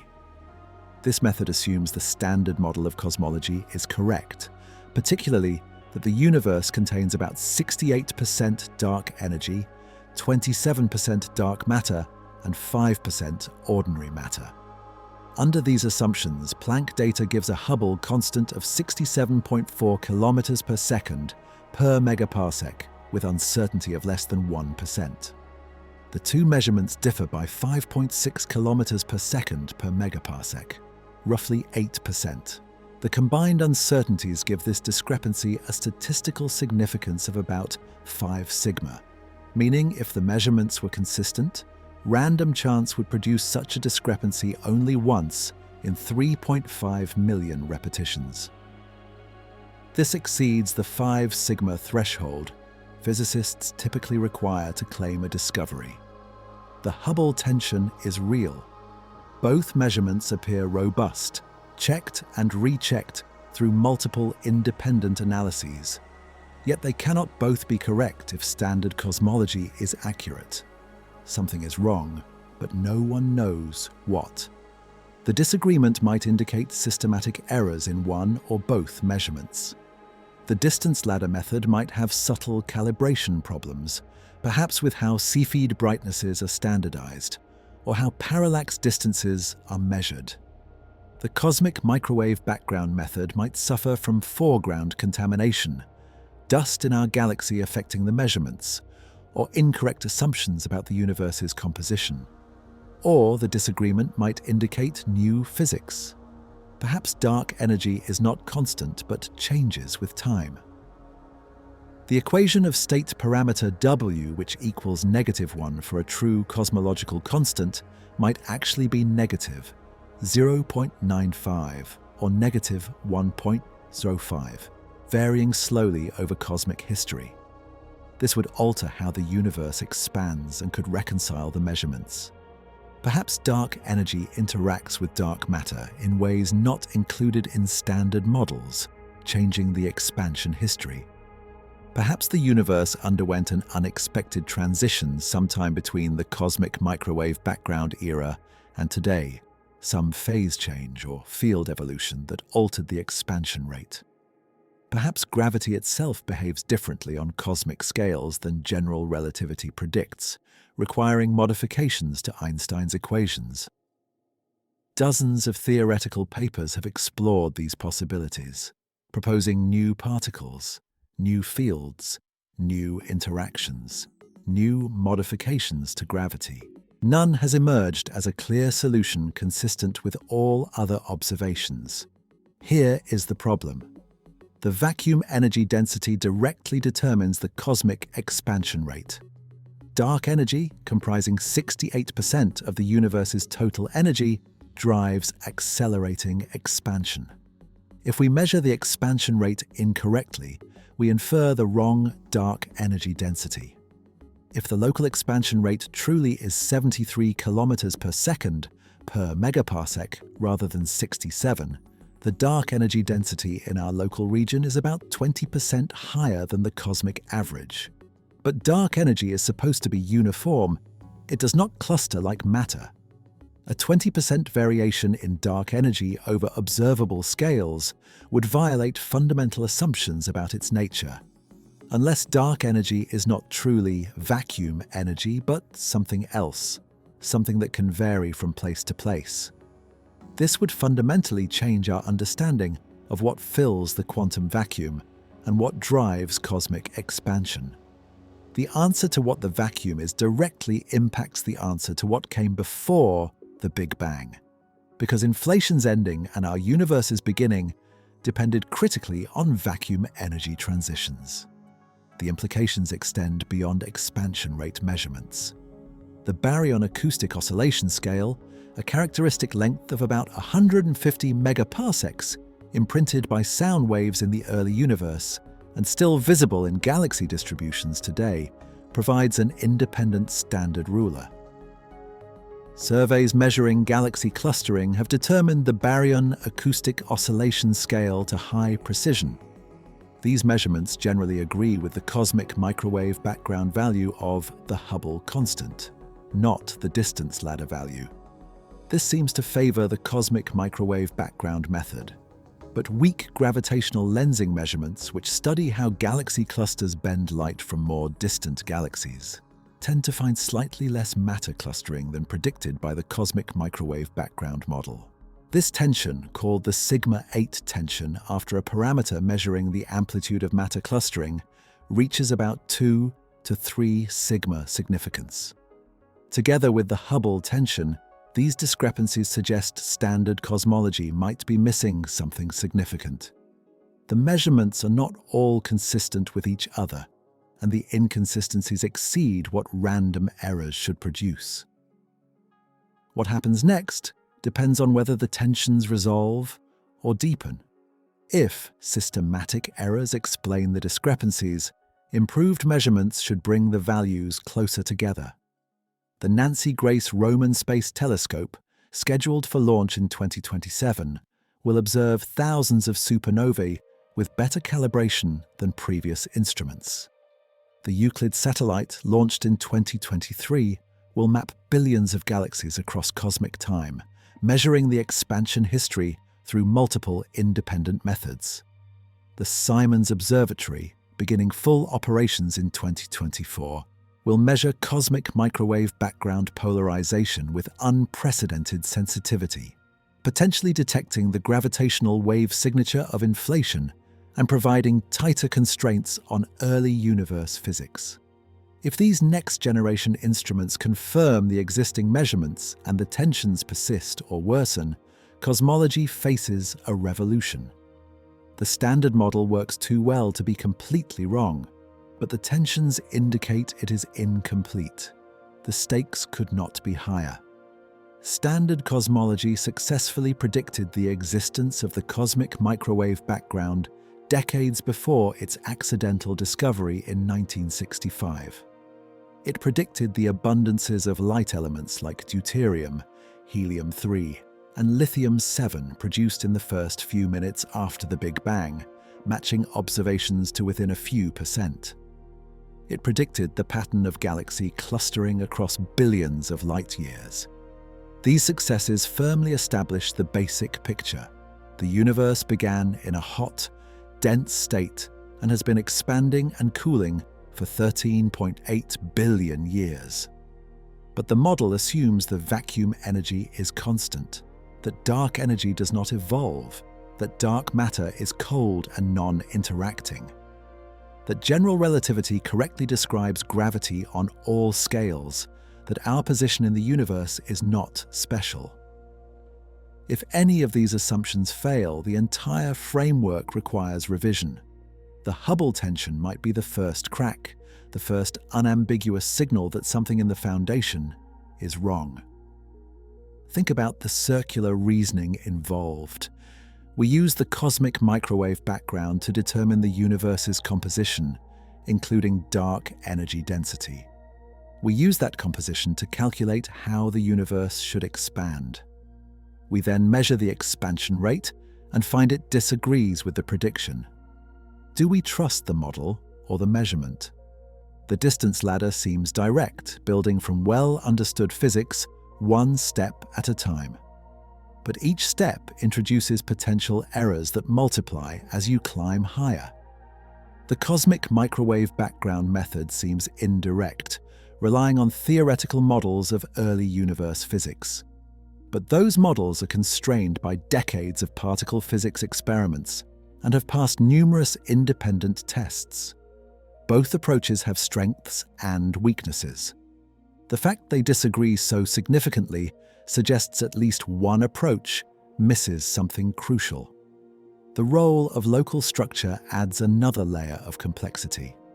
If we live in a region where the density is lower than average by even 10 or 20%, extending out to 300 or 400 million light-years, the local expansion rate would differ from the global average. The distance ladder measurements using supernovae within about 500 million light-years for the most precise Hubble constant determination would reflect this local value. The cosmic microwave background measurements sampling the entire observable universe as it was 13.8 billion years ago would reflect the global average. Both measurements would be correct, but they would measure different things. We would need to model our local structure precisely and correct for it, a dauntingly difficult task given the complexity of cosmic structure. Current surveys have not yet achieved sufficient precision to definitively prove or rule out this explanation, though work continues rapidly. The disagreement also affects our understanding of the universe's age and fate. A higher expansion rate means the universe reached its current size faster, implying a younger age. With a distance ladder value of 73 kilometers per second per megaparsec, the universe's age is about 12.5 billion years. With a cosmic microwave background value of 67, the age is about 13.8 billion years. The difference of 1.3 billion years might seem small, but some of the oldest stars in our galaxy appear to be 13 billion years old or more, based on stellar evolution models. If the universe is only 12.5 billion years old, these stars would be older than the universe itself, an obvious impossibility. Either the expansion rate is lower or the stellar ages are overestimated, or something is wrong with our understanding of stellar evolution or cosmic history. Each possibility requires revising established science. The fate of the universe also depends critically on dark energy's nature. If dark energy is truly constant vacuum energy, the universe will expand forever at an accelerating rate, eventually reaching a state where all galaxies outside our local group have receded beyond the cosmic horizon.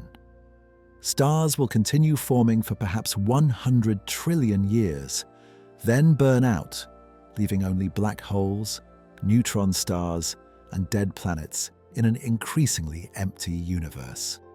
After about 10 to the power of 100 years, even black holes will evaporate through Hawking radiation, leaving only photons and perhaps stable particles like electrons in an ever-expanding void. But if dark energy evolves, the fate changes dramatically. If dark energy density increases with time, the universe might end in a big rip, where accelerating expansion eventually tears apart galaxies, stars, planets, and even atoms in a finite time. If dark energy density decreases, expansion might slow and even reverse, leading to a big crunch where the universe collapses back to a singularity. The Hubble tension directly affects which fate awaits, because the tension hints that dark energy might not be constant. These debates about measurement and interpretation might seem distant from the question of what came before the Big Bang, but they are intimately connected. The vacuum energy today is presumably related to whatever vacuum energy drove inflation in the earliest moments. If we cannot correctly measure the current vacuum energy or understand its properties, we have little hope of understanding the vacuum energy that existed before our universe began. The quantum fields permeating space today are descendants of the quantum fields that existed in the pre-Big Bang vacuum, whatever that means. If those fields can vary from place to place or evolve with time in ways we do not yet understand, then our theories about the pre-Big Bang state rest on uncertain foundations. The inability to reconcile different measurements of the current expansion rate reveals gaps in our knowledge that extend all the way back to the universe's origin.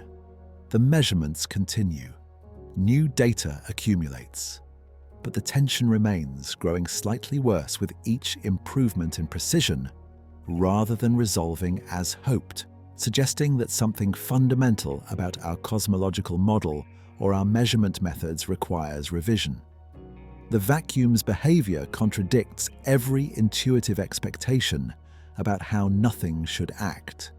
We expect nothing to be stable, peaceful, the ultimate state of restful, the ultimate state of rest. We expect that removing everything from a region of space would leave pure emptiness, requiring no further explanation. We expect that absence needs no cause, that only presence demands justification. Every one of these expectations is wrong. The quantum vacuum is wildly unstable, seething with activity, and requires constant energy input merely to maintain what we call empty space. This inversion of intuition runs deeper than a simple reversal. It fundamentally challenges how we think about existence itself. In classical physics, developed from Newton through the 19th century, objects persist unless something acts on them. A ball at rest stays at rest until pushed. Empty space, having nothing to push it, should remain empty forever. Quantum mechanics demolish this picture completely. The vacuum does not persist peacefully. It churns violently at scales too small and times too brief for direct observation, but with measurable consequences that accumulate to cosmic significance. Consider temperature as an analogy for understanding vacuum energy. Temperature measures the random motion of atoms. Hot substances have atoms moving quickly in random directions.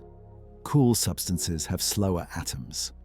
Absolute zero, negative 223.15 degrees Celsius, represents the lowest possible temperature where all thermal motion stops, or so it seems. But quantum mechanics forbids absolute stillness. Even at absolute zero, atoms retain zero-point motion, a minimum jittering required by the uncertainty principle.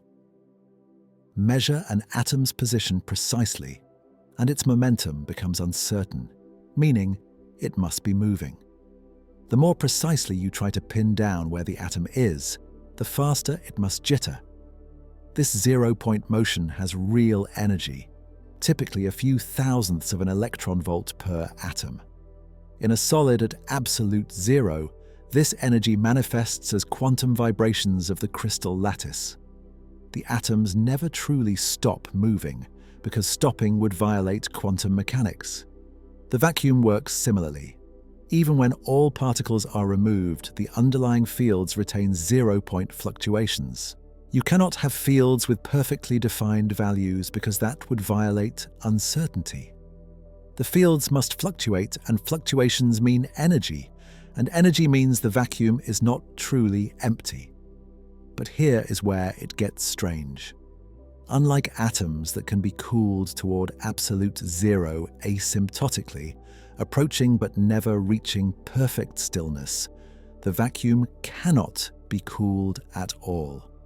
It is already at its ground state, its minimum energy configuration.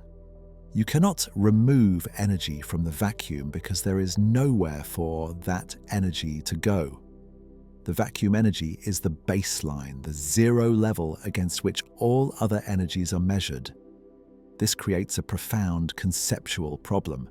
If the vacuum has energy, where does that energy come from? In ordinary situations, energy is conserved. You cannot create energy from nothing. The total energy of a closed system remains constant.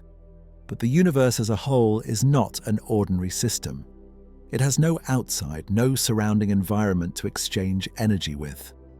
The total energy of the universe might actually be zero, with the positive energy of matter, radiation, and vacuum exactly balanced by the negative gravitational potential energy.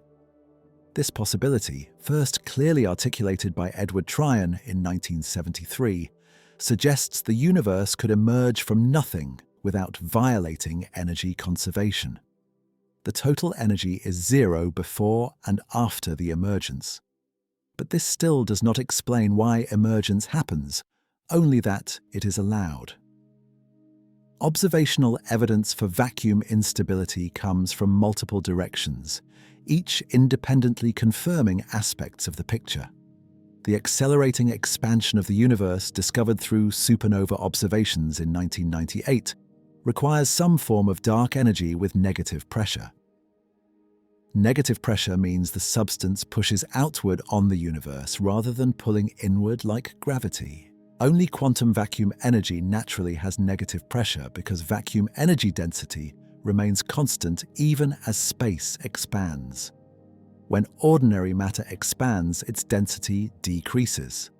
When radiation expands, its density decreases and it also redshifts, losing energy. But vacuum energy does not dilute. Create more space and you create more vacuum energy. This sounds like it violates energy conservation, but it does not. The negative pressure does negative work as the universe expands, and this negative work exactly provides the energy for the new vacuum energy in the newly created space. The mathematics works out perfectly, though the physical interpretation remains deeply counterintuitive. The cosmological constant, Einstein's name for vacuum energy when he introduced it in 1917, has an equation of state parameter W equal to -1. This parameter relates pressure to energy density. Pressure equals WW times energy density. For ordinary matter, W equals 0 because matter has negligible pressure. For radiation, W equals 1/3. For vacuum energy, W equals -1, meaning pressure is negative and equals the negative of energy density. This negative pressure drives exponential expansion. The expansion rate itself increases with time, accelerating without limit. In 2003, the Hubble Space Telescope observed supernovae at redshifts around 1.7, corresponding to times about 4 billion years after the Big Bang, and found evidence that expansion was actually decelerating in the distant past. The universe transitioned from deceleration to acceleration about 7 billion years ago, when dark energy's contribution became dominant over matter's contribution. Before that transition, gravity was winning, slowing the expansion. After the transition, dark energy won, accelerating the expansion. We live in an era shortly after this cosmic transition, allowing us to study both regimes with current technology. Computer simulations of structure formation reveal another counterintuitive aspect. Cosmologists run simulations starting from tiny density fluctuations in the early universe and evolving them forward using gravity and the expansion of space. The Millennium simulation, run in 2005, followed the evolution of 10 billion particles representing dark matter over the entire age of the universe. The simulation produced a cosmic web of filaments and voids strikingly similar to what we observe. Galaxies formed along the filaments. Voids expanded as surrounding matter evacuated. The match between simulation and observation confirms our understanding of how gravity shapes structure. But the simulations reveal something unexpected. The vacuum energy affects structure formation not just by accelerating expansion on large scales, but by setting a fundamental limit to how much structure can form. In a universe without dark energy, gravity would eventually pull all matter together into increasingly dense clumps, potentially leading to a big crunch. Dark energy prevents this by accelerating expansion, ensuring that after a certain point, no new structures can form because expansion overwhelms gravity. The universe we observe, with its particular mix of matter and dark energy, sits near a critical balance where structure formation just barely succeeds before dark energy dominates. Much more dark energy and galaxies would never form. Much less, and the universe might recollapse. The statistical improbability of this balance troubles many physicists. The dark energy density is roughly 0.7 times the critical density needed to make space flat. The matter density is roughly 0.3 times the critical density. Together, they sum to 1.0, making space very nearly geometrically flat. This flatness is not expected. Space could have any curvature.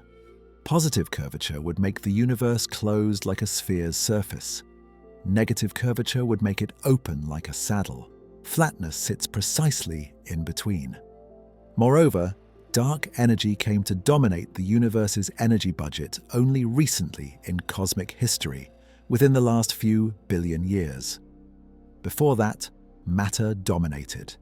Before matter, radiation dominated. These transitions happen at specific times determined by how fast each component's density decreases as the universe expands.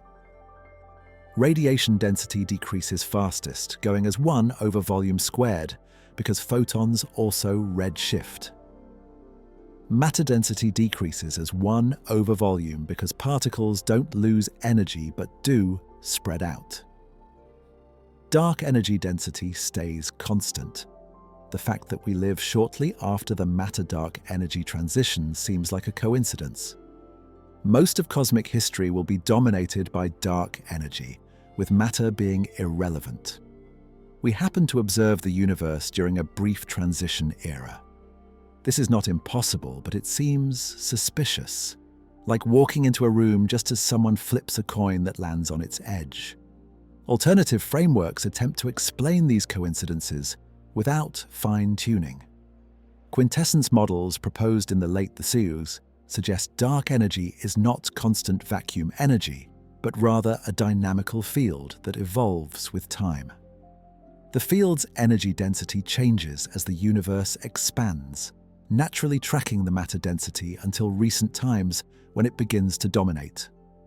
This tracking behavior could explain why matter and dark energy have similar densities today, without requiring special initial conditions. The quintessence field would be another fundamental field permeating space, similar to the Higgs field, but with very different properties. Its energy would be stored in the field's value and how rapidly that value changes with time. Dozens of quintessence models have been proposed with different potential energy functions for the field. Most predict that the equation of state parameter W should differ slightly from -1, perhaps ranging from -0.95 to -1.05. Observations constrain W to within a few percent of -1, ruling out many quintessence models, but not all. Modified gravity theories take a different approach, suggesting that Einstein's general relativity fails at very large scales or very low accelerations. The most successful modified gravity theory, called FR gravity, changes the Einstein-Hilbert action of general relativity by replacing the Ricci scalar r with a function f(r)s. Different choices of the function AF produce different modifications to gravity. Some choices can mimic dark energy effects without requiring vacuum energy, instead attributing accelerating expansion to how gravity itself behaves at cosmic scales. Observations of galaxy rotation curves, gravitational lensing by galaxy clusters, and cosmic expansion constrain these theories significantly. Most versions that explain cosmic acceleration conflict with solar system tests of general relativity, or produce instabilities that would be observed but are not. A few models remain viable, particularly those that only modify gravity at extremely low accelerations, comparable to the cosmic acceleration scale of about 10 to the power of -10 meters per second squared. But these models typically introduce their own fine-tuning problems, requiring specific functional forms chosen to match observations rather than derived from fundamental principles. The emergent gravity approach, pioneered by Eric Verlinde in 2011, goes further, suggesting gravity is not fundamental, but emerges from quantum information theory. Space-time itself might be a macroscopic description of underlying quantum entanglement between microscopic degrees of freedom. Gravity would emerge the same way thermodynamics emerges from statistical mechanics, as a collective behavior of many microscopic components. In this view, Dark energy would represent entropy associated with the cosmic horizon, the boundary beyond which we cannot observe because light from those regions has not had time to reach us. The framework is mathematically elegant but remains incomplete. It makes some predictions matching observations, like the relationship between dark matter and ordinary matter in galaxies. But it struggles to fully reproduce general relativity in all regimes and has difficulty explaining the detailed structure of the cosmic microwave background. Most physicists remain skeptical that gravity can truly emerge rather than being fundamental, though research continues. Think about what these alternatives are really saying. Standard cosmology requires the vacuum energy to have an incredibly specific small value for no obvious reason, a value that seems fine-tuned to allow structure formation and life. Quintessence requires the field to have a specific potential energy function and initial conditions such that it starts tracking matter density and only recently begins to dominate, which is also fine-tuning, but of a different sort. Modified gravity requires specific functions that deviate from general relativity at precisely the scales relevant for cosmic acceleration, but not at solar system scales where tests constrain them. Again, fine-tuning. Emergent gravity requires that the entropy of the cosmic horizon produces an energy density that happens to match the observed dark energy density, yet another fine-tuning. Every approach has a fine-tuning problem. This suggests either we are missing something fundamental about how to think about the vacuum and existence, or we must accept anthropic reasoning that we observe these values because we could not exist with different values. The anthropic approach embraces fine-tuning but explains it through observer selection in a multiverse. If eternal inflation produces infinitely many pocket universes with different vacuum energy densities, most would be uninhabitable. Vacuum energy too large means space expands so fast that matter never clumps into galaxies. Vacuum energy negative means the universe recollapses before stars form. Only a narrow range permits galaxies, stars, planets, and life. We necessarily observe a value in that narrow range because we could not exist otherwise. This is not a prediction, but a retrodiction, an explanation for an observed value after the fact. It works if the multiverse exists and if vacuum energy truly varies between pocket universes, but it cannot predict the specific value we observe, only constrain it to the habitable range.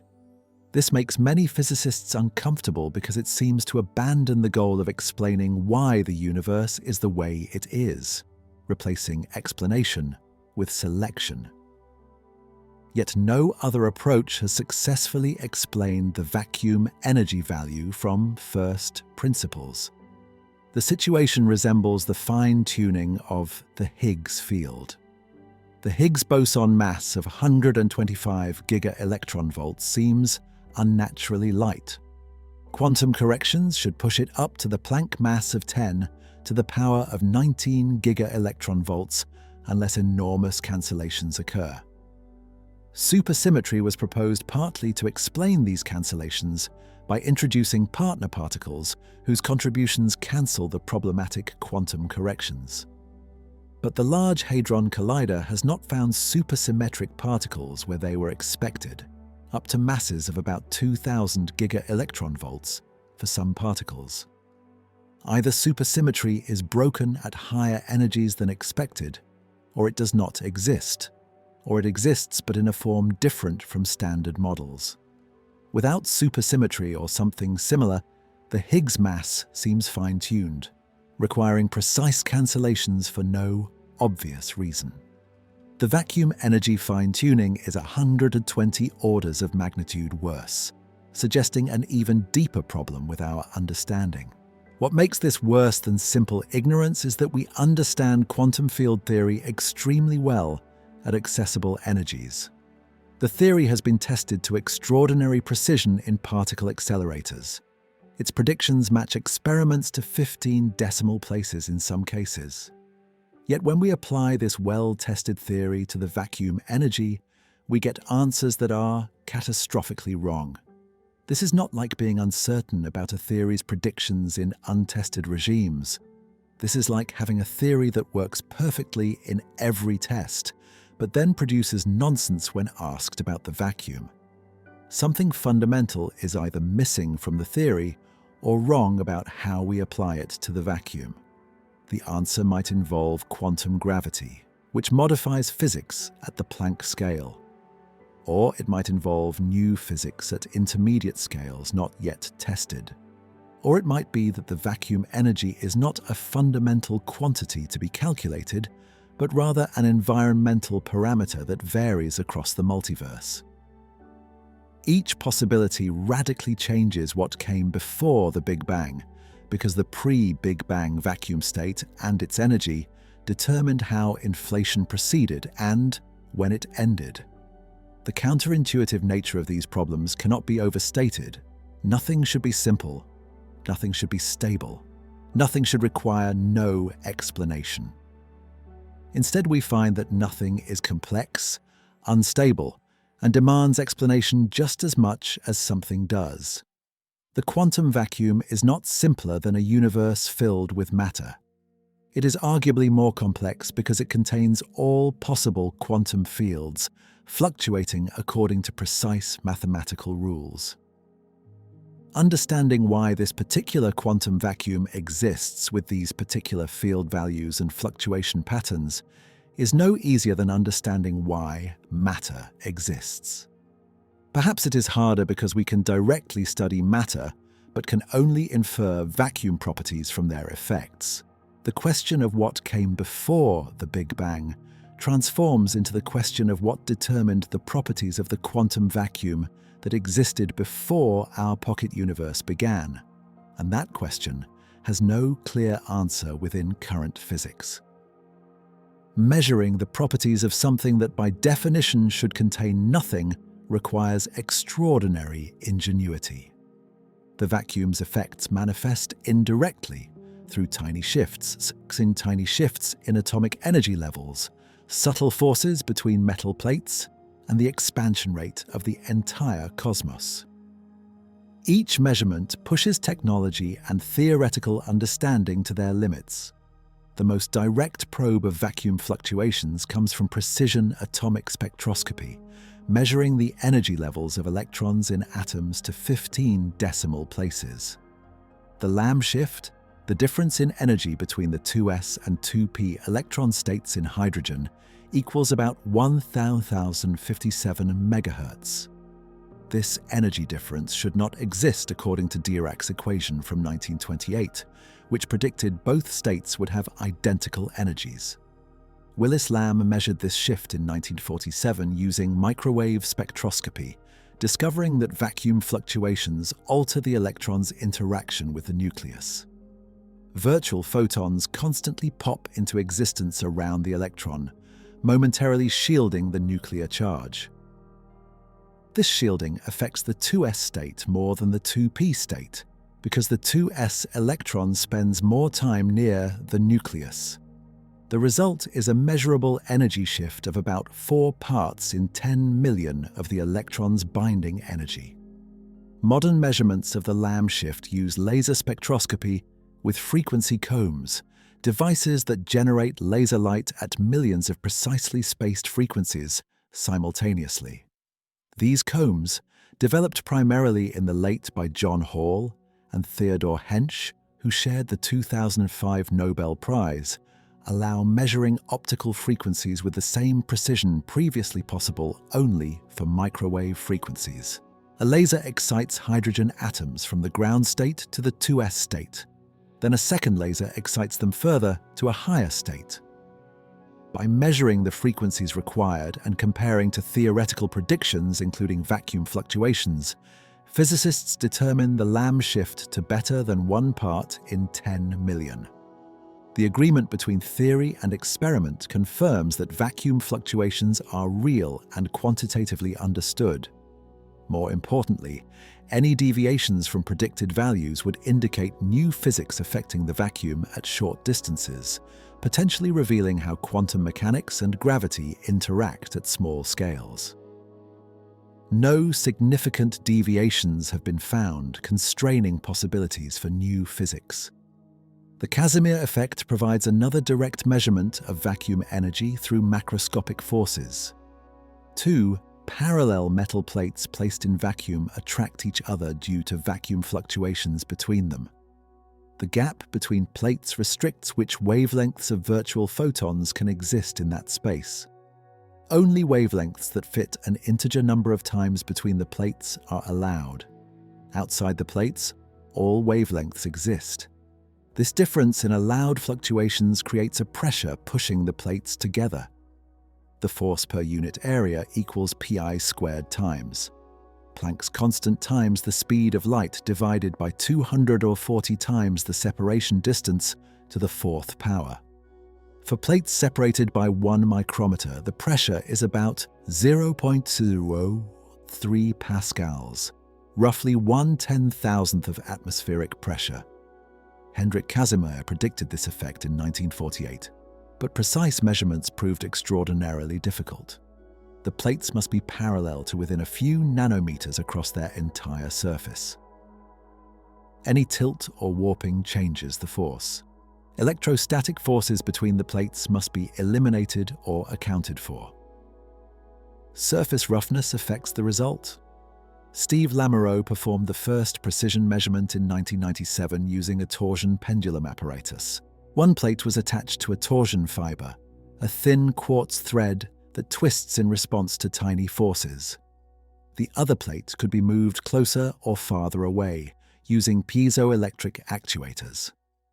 By measuring how much the fiber twisted as a function of plate separation, Lamoureux determined the Casimir force to within about 5% of the predicted value. Subsequent experiments by Ricardo Decker and collaborators in 2005, using atomic force microscope techniques, measured the Casimir force between a sphere and a plate to better than 1% precision at separations down to 100 nanometers. These measurements confirm that the quantum vacuum exerts real, measurable forces arising purely from restrictions on which virtual particles can exist in confined spaces. The vacuum is not passive emptiness, but an active medium that pushes on objects depending on their configuration. Extracting information about the pre-Big Bang vacuum requires observing the earliest possible light from the universe. The cosmic microwave background, released 380,000 years after the Big Bang when the universe cooled enough for atoms to form, carries imprints of quantum fluctuations from the inflationary era. These fluctuations were stretched from quantum to cosmic scales during inflation's exponential expansion in the first 10 to the power of negative 35 seconds. The pattern of these fluctuations depends on the energy scale at which inflation occurred, the duration of inflation, and the properties of the inflaton field driving inflation.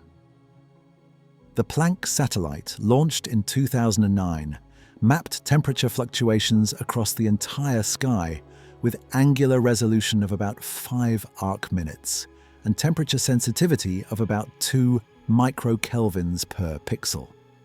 The map contains roughly 50 million independent measurements of temperature fluctuations. Analyzing this data requires sophisticated statistical techniques. The temperature pattern is decomposed into spherical harmonics, mathematical functions that describe patterns on a sphere, the way Fourier series describe patterns on a line. Each spherical harmonic is labeled by an integer L, indicating its angular scale. Low L values correspond to large angular scales, fluctuations that span substantial fractions of the sky. High L values correspond to small angular scales, fluctuations visible only over a few degrees, or arc-minutes. The power spectrum, showing how much fluctuation power exists at each angular scale, reveals acoustic oscillations as a series of peaks and troughs. The first peak at L equal to approximately 220 corresponds to angular scales of about 1 degree. This represents the largest sound wave that had time to compress once before the universe became transparent.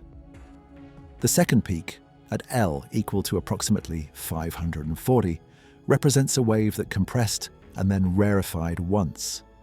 The third peak represents a wave that compressed twice and rarefied once.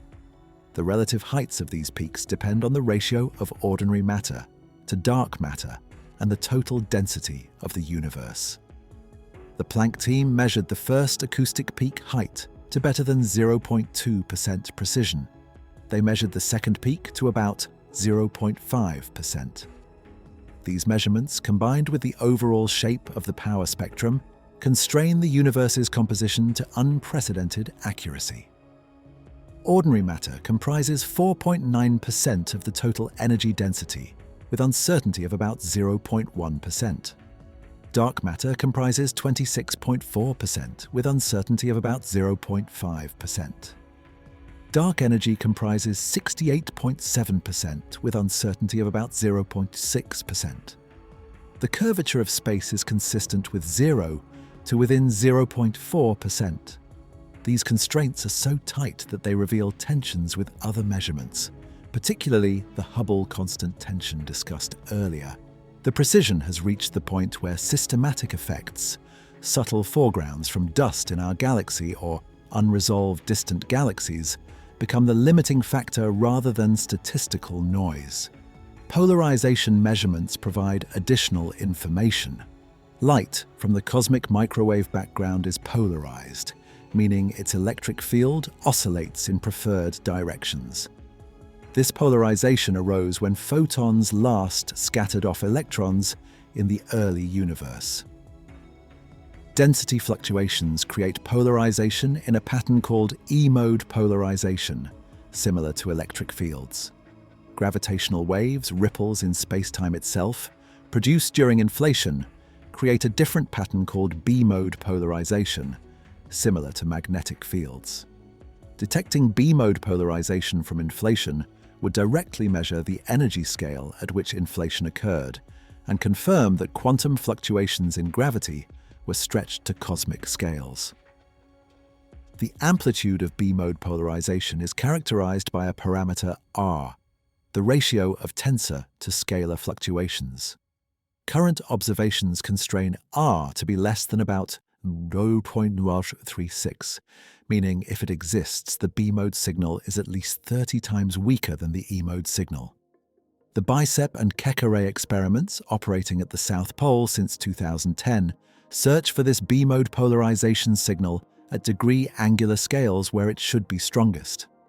These experiments use telescopes specifically designed to measure polarization with exquisite sensitivity, cooling their detectors to 0.3 Kelvin to reduce noise.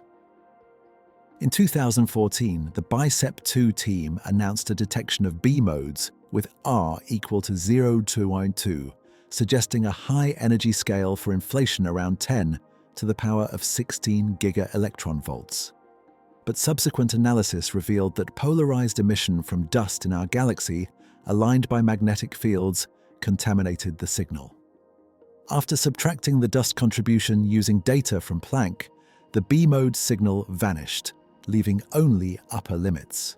Current combined data from multiple experiments constrains R to less than 0.036 at 95% confidence, meaning inflation occurred at energies below about 2 times 10 to the power of 16 giga-electron-volts. Future experiments like the Simons Observatory and CMB-S4, scheduled for the mid to late Ft, aim to reach sensitivity of R equal to 0.001 or better, probing much lower energy scales. The characteristic scale of quantum fluctuations during inflation depends on the Hubble radius during inflation, roughly the speed of light divided by the expansion rate. For inflation at energies of 10 to the power of 16 giga-electron-volts, the Hubble radius during inflation was about 10 to the power of negative 28 meters. Quantum fluctuations on this scale were stretched by inflation's exponential expansion to sizes of roughly 10 meters by the end of inflation, then continued expanding with the universe to reach scales of billions of light-years today.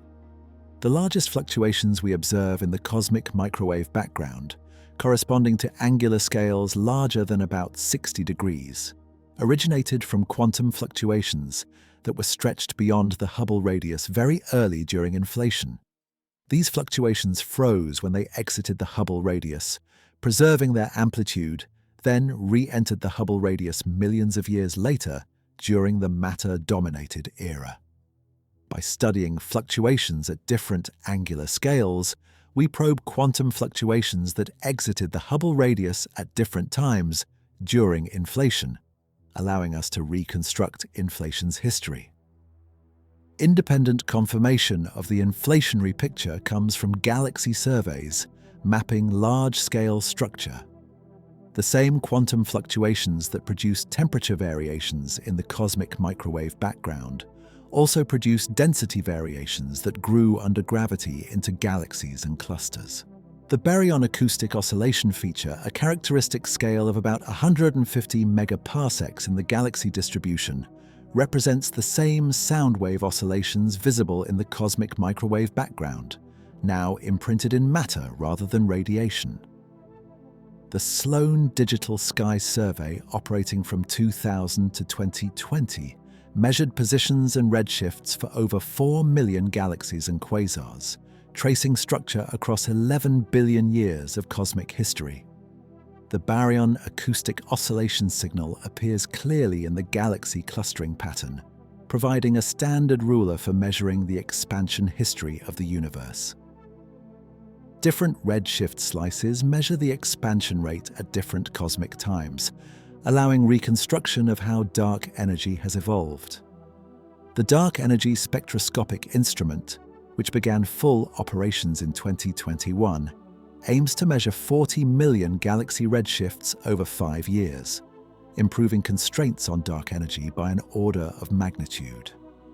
The instrument uses 5,000 robotic fiber positioners that can be reconfigured in 30 seconds to observe different sets of galaxies. Each fiber feeds light to a spectrograph that measures the galaxy's redshift.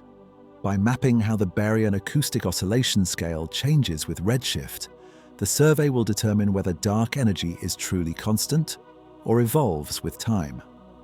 A measurement of the equation of state parameter W at different redshifts to within 1% would distinguish between a cosmological constant and many alternative dark energy models. Such precision would either resolve the Hubble tension by showing that dark energy evolves in unexpected ways, or deepen it by confirming that dark energy is constant and the expansion rate truly differs from expectations. Gravitational wave detectors provide yet another probe of the vacuum through ripples in spacetime itself. The Laser Interferometer Gravitational Wave Observatory, which made the first detection of gravitational waves in 2015 from merging black holes, measures distortions of space-time as they pass through Earth. These distortions are incredibly small, roughly 10 to the power of -18 meters for the largest signals detected, about 1,000th the diameter of a proton. The detectors use laser interferometry, splitting a laser beam and sending the two halves down perpendicular 4-kilometer arms. When a gravitational wave passes through, it stretches space in one direction while compressing it in the perpendicular direction, changing the relative lengths of the arms and creating an interference pattern when the beams recombine. The sensitivity required to detect these tiny distortions necessitates isolating the mirrors from all sources of noise. Seismic vibrations, thermal fluctuations, quantum fluctuations of light, even the random impacts of air molecules in the residual atmosphere despite operating at high vacuum. Quantum vacuum fluctuations of the electromagnetic field impose a fundamental limit on interferometer sensitivity called the standard quantum limit. Photons in the laser beam arrive randomly due to quantum uncertainty. These fluctuations create noise in the measured interference pattern that cannot be reduced by simply increasing laser power, because higher power means more photons, but also more fluctuation. The standard quantum limit is overcome using squeezed light, a quantum state where fluctuations are reduced in one property at the expense of increased fluctuations in another. By carefully preparing the quantum state of light entering the interferometer, physicists have reduced quantum noise by about 3 decibels, allowing detection of gravitational waves about 40% weaker than would otherwise be possible. This application of quantum vacuum control directly to gravitational wave detection represents a profound synthesis of quantum mechanics and general relativity in practical instrumentation. Future gravitational wave detectors aim to reach sensitivities where quantum vacuum fluctuations of the gravitational field itself become important. At sufficiently small scales and brief timescales, quantum uncertainty should produce random fluctuations in the curvature of spacetime, just as it produces random fluctuations in electromagnetic fields. These quantum gravity effects occur at the Planck scale and are completely negligible for current detectors. But third-generation detectors like the Einstein telescope, proposed for the with arms 10 kilometers long, and the Cosmic Explorer, proposed with arms 40 kilometers long, might reach sensitivities where quantum gravity effects contribute measurably to the noise budget. Detecting or constraining quantum fluctuations of spacetime itself would provide the first experimental evidence about quantum gravity, probing the same physics that determines what existed before the Big Bang when the entire universe was smaller than the Planck length.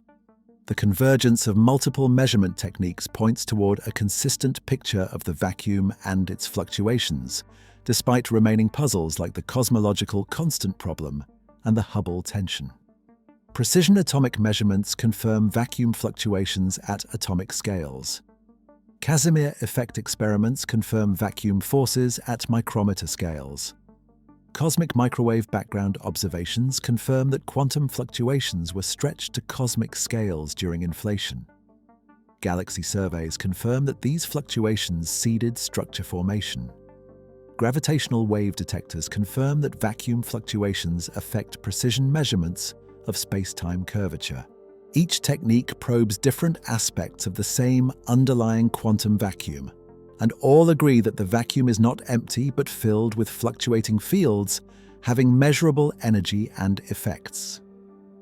What remains uncertain is how these vacuum properties connect to the question of what came before the Big Bang, what determined the properties of the vacuum, and why the vacuum has the particular energy density we observe. Recent advances in quantum information theory suggest new ways to probe vacuum structure through the study of entanglement entropy. When quantum fields are divided into 2 regions by an imaginary boundary, the quantum states in the 2 regions are entangled, meaning measuring one region affects what you would measure in the other. The degree of entanglement depends on the area of the boundary rather than the volume of the regions, a surprising result with deep implications for quantum gravity.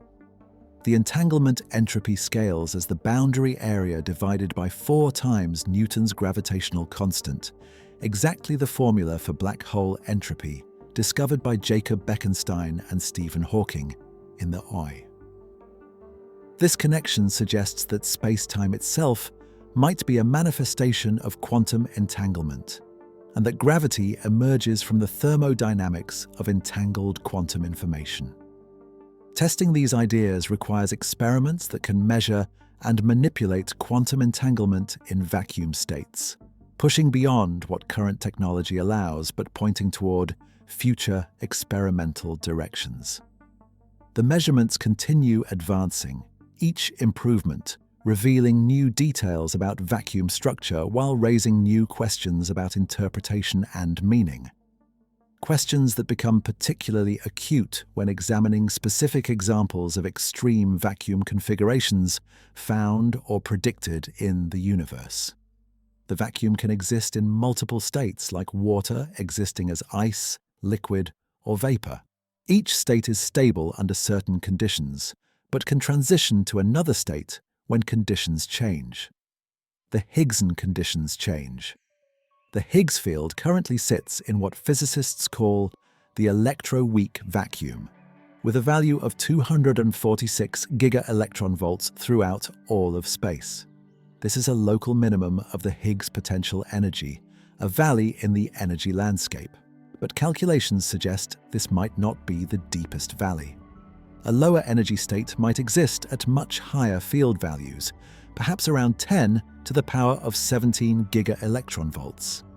If this lower state exists, our current vacuum is metastable, what physicists call a false vacuum. Eventually, through quantum tunneling, a bubble of true vacuum will form somewhere in the universe. Inside the bubble, the Higgs field will have a different value, giving particles different masses and potentially changing the fundamental constants of nature. The bubble wall will expand at the speed of light. Everything it touches will be destroyed and rebuilt with different physics. The probability of this vacuum decay depends on the energy difference between states and the height of the barrier separating them. Calculations performed by Giuseppe de Grassi and collaborators in 2012, incorporating precision measurements of the Higgs boson mass and the top quark mass, suggest our vacuum sits very close to the boundary between stability and metastability. If the Higgs mass was slightly lighter, about 124 giga-electron-volts instead of a 125, the vacuum would be clearly unstable, with bubbles of true vacuum forming on timescales much shorter than the current age of the universe. If the Higgs mass was slightly heavier, about 126 giga-electron-volts, the vacuum would be clearly stable, remaining in its current state essentially forever. At the measured value of 125 giga-electron-volts, the vacuum appears metastable with an extraordinarily long lifetime. The probability of forming a decay bubble anywhere in the observable universe over the next 10 to the power of 100 years is roughly 10 to the power of negative 100. This is effectively zero for all practical purposes. We are safe, but this conclusion assumes nothing else affects the vacuum stability. Inflation complicates the picture dramatically. During inflation, the universe expanded so rapidly that quantum fluctuations were stretched to macroscopic scales before they could smooth out. These fluctuations included fluctuations in the Higgs field itself. In most of space, the Higgs field remained near its current value, but in rare regions, quantum fluctuations pushed the Higgs field to much higher or lower values. If the field reached high enough values, it might have tunneled into the true vacuum, creating expanding bubbles that destroyed everything inside them. The fact that we exist suggests our region avoided this fate. Either we got lucky, or the vacuum is more stable than calculations indicate, or inflation did not last long enough for dangerous fluctuations to form.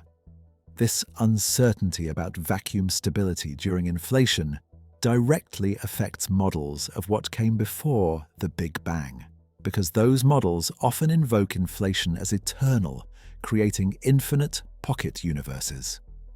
If the vacuum can decay during inflation, most pocket universes might be destroyed by vacuum decay before intelligent life can evolve. A specific example of vacuum transitions comes from the electroweak phase transition that occurred roughly 10 picoseconds after the Big Bang. Before this transition, at temperatures above 100 giga-electron-volts, the Higgs field sat at 0. The electromagnetic and weak forces had equal strength and were mediated by 4 massless particles. Particles like electrons had 0 mass. As the universe cooled below the critical temperature, the symmetric vacuum became unstable. The Higgs field spontaneously developed a non-zero value throughout space, breaking the symmetry. 3 of the 4 force carriers gained mass through interaction with the Higgs field, becoming the W and Z bosons. The 4th remained massless, becoming the photon. This transition released latent heat, briefly slowing the universe's cooling, similar to how water releases heat when it freezes. The transition might have proceeded through bubble nucleation, with bubbles of broken symmetry forming and expanding until they filled all of space. Or it might have been a smooth crossover, with the Higgs field gradually shifting from 0 to 246 giga-electron volts without distinct bubbles. Determining which scenario occurred requires understanding the Higgs potential at high temperatures, which depends on quantum corrections from all particles that interact with the Higgs field. Lattice simulations, performed by Kari Rumakainen and collaborators in 1998, suggest the transition was a smooth crossover rather than a first-order phase transition with bubbles. This has implications for cosmology because a first-order transition would have produced gravitational waves observable today. The LISA space-based gravitational wave detector, scheduled for launch in the mid-E, will search for gravitational waves from cosmological phase transitions. Detection would confirm that at least one phase transition in the early universe proceeded through bubble nucleation. Non-detection would constrain how such transitions occurred. The result affects our understanding of how the vacuum evolved from its initial high-temperature state to its current low-temperature state, a process that determined the physical laws governing our universe. Another case study involves cosmic strings, hypothetical one-dimensional defects in the vacuum left over from phase transitions in the early universe. When a field like the Higgs field undergoes a phase transition, its value might point in different directions in different regions of space. Where these regions meet, the field cannot smoothly connect, creating a line of trapped energy. This line, the cosmic string, contains enormous energy density, roughly 10 to the power of 22 kilograms per meter for strings formed at the grand unified theory energy scale of 10 to the power of 16 giga-electron volts. A cosmic string stretching across the observable universe would contain more mass than 100 billion galaxies.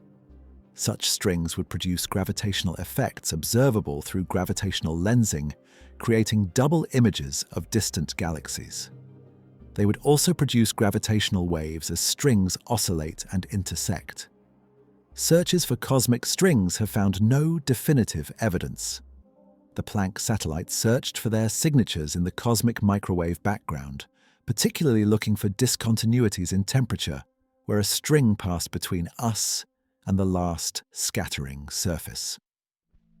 No strings were found, constraining their energy density to less than about 10 to the power of 15 giga-electron volts, well below the grand unified theory scale.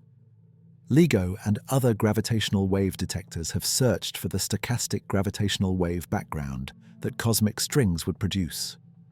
Again, no clear signal has been found, providing independent constraints. The absence of cosmic strings suggests that either the early universe did not undergo the type of phase transitions that would produce them, or such phase transitions occurred at much lower energy scales than expected. This constrains models of grand unification and limits how different the very early vacuum could have been from our current vacuum.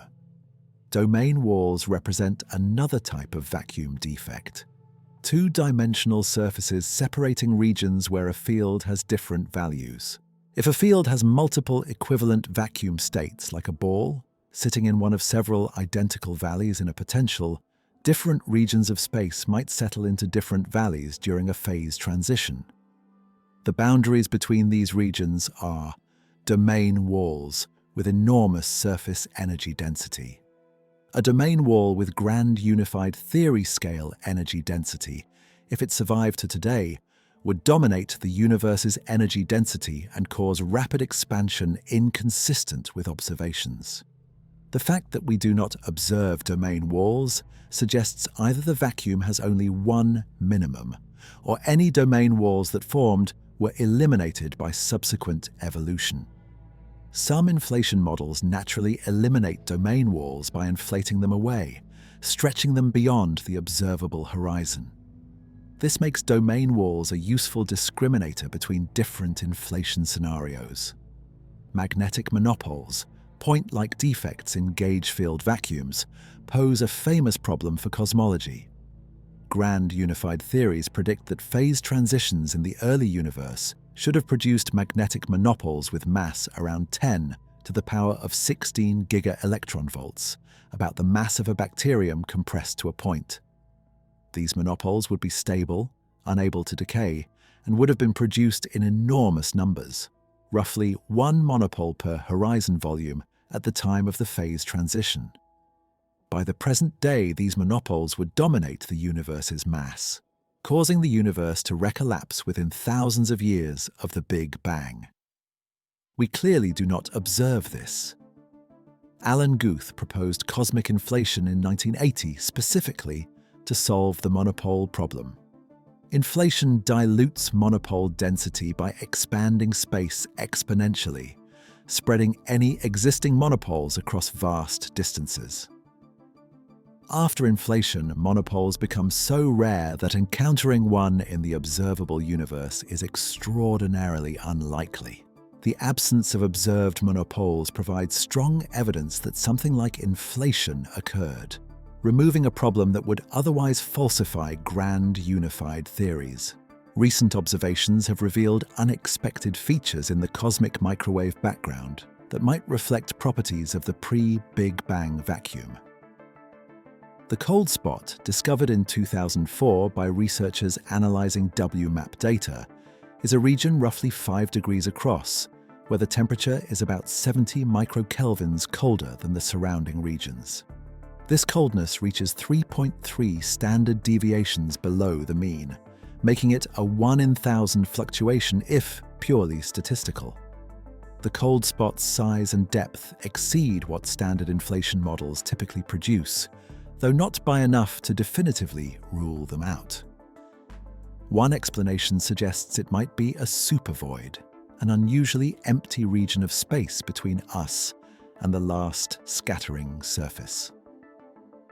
Photons traveling through supervoids experience the integrated Sachs-Wolf effect, losing energy as they climb out of the void's gravitational potential. But surveys have found no supervoid large enough to fully explain the cold spot's properties. Alternative explanations invoke modifications to inflation or even signatures of collisions with other bubble universes. The hemispherical asymmetry provides another puzzle. The cosmic microwave background should be statistically isotropic, looking the same in all directions. But the power spectrum differs slightly between opposite hemispheres of the sky. One hemisphere shows about 7% more fluctuation power than the other at large angular scales. The asymmetry was first detected by WMAP and confirmed by Planck, ruling out instrumental artifacts. The statistical significance reaches about 3 sigma, strong enough to warrant attention, but not strong enough to definitively claim new physics. One interpretation suggests the asymmetry reflects conditions during inflation.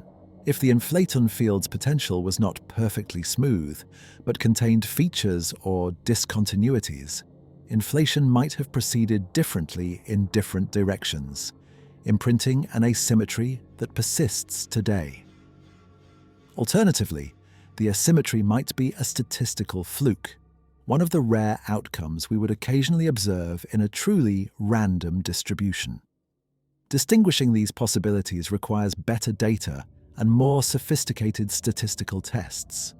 The distribution of primordial fluctuation amplitudes across different scales also reveals subtle anomalies. The standard prediction is that fluctuations should be nearly scale invariant, meaning similar amplitude at all scales. The actual measurements show a slight red tilt, with larger scales having slightly more power than smaller scales. The spectral index NS, which equals 1.0 for perfect scale invariance, has been measured as 0.9649 by Planck, with uncertainty of about 0.0042.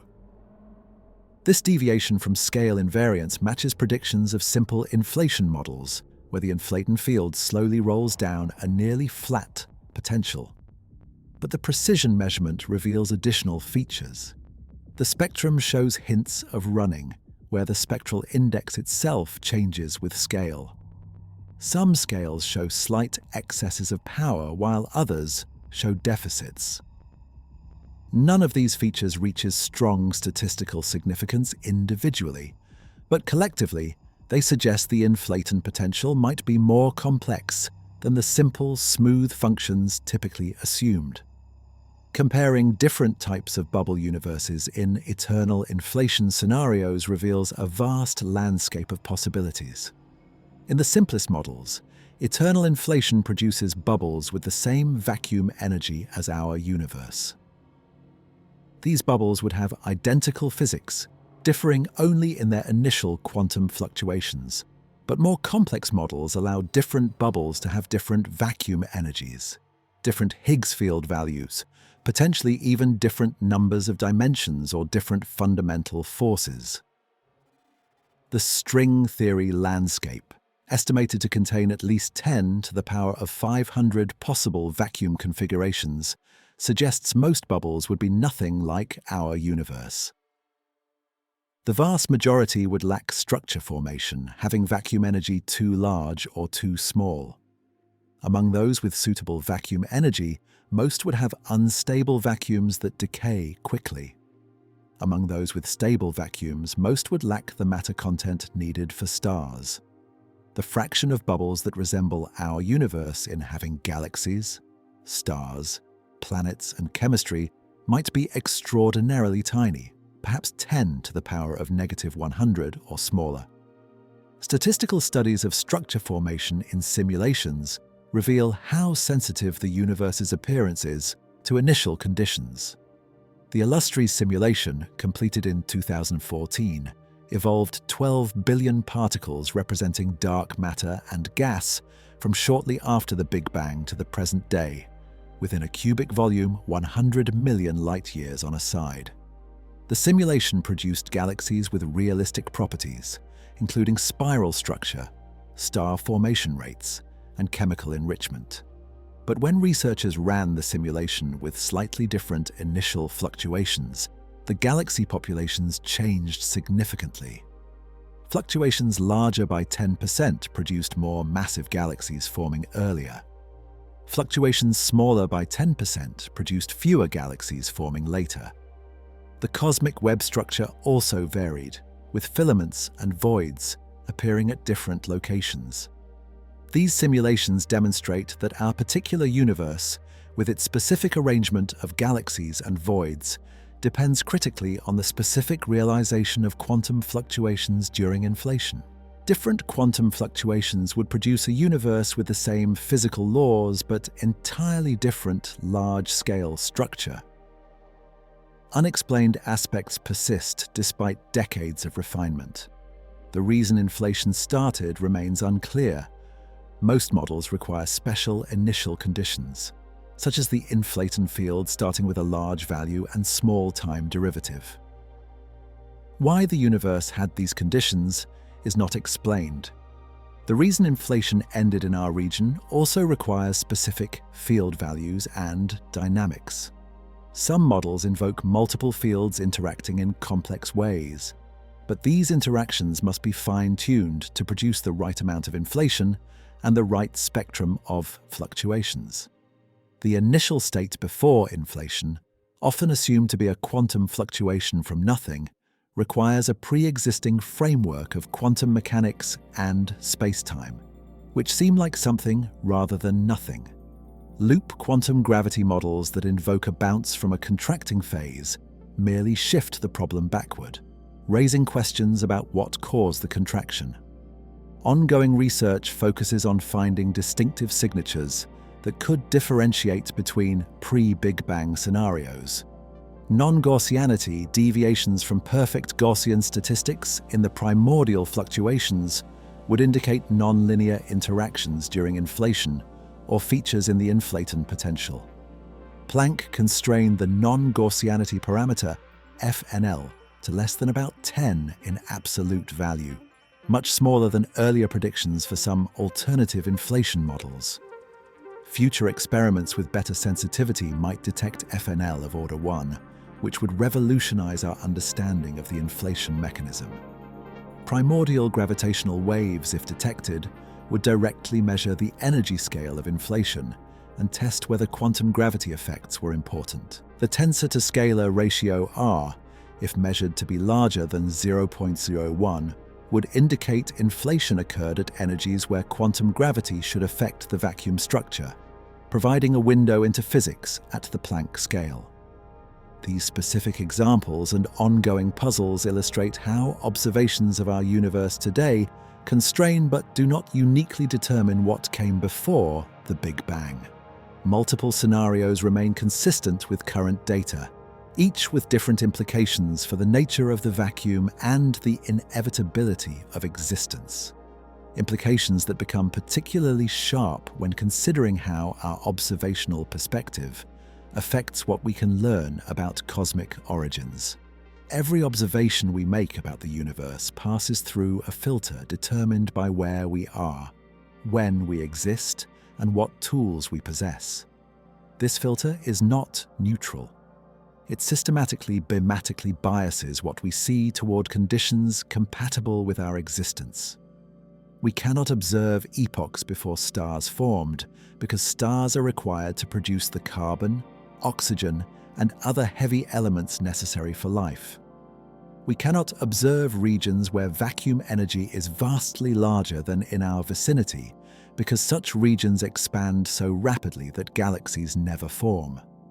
We cannot observe universes with different fundamental constants if those constants preclude chemistry and biology.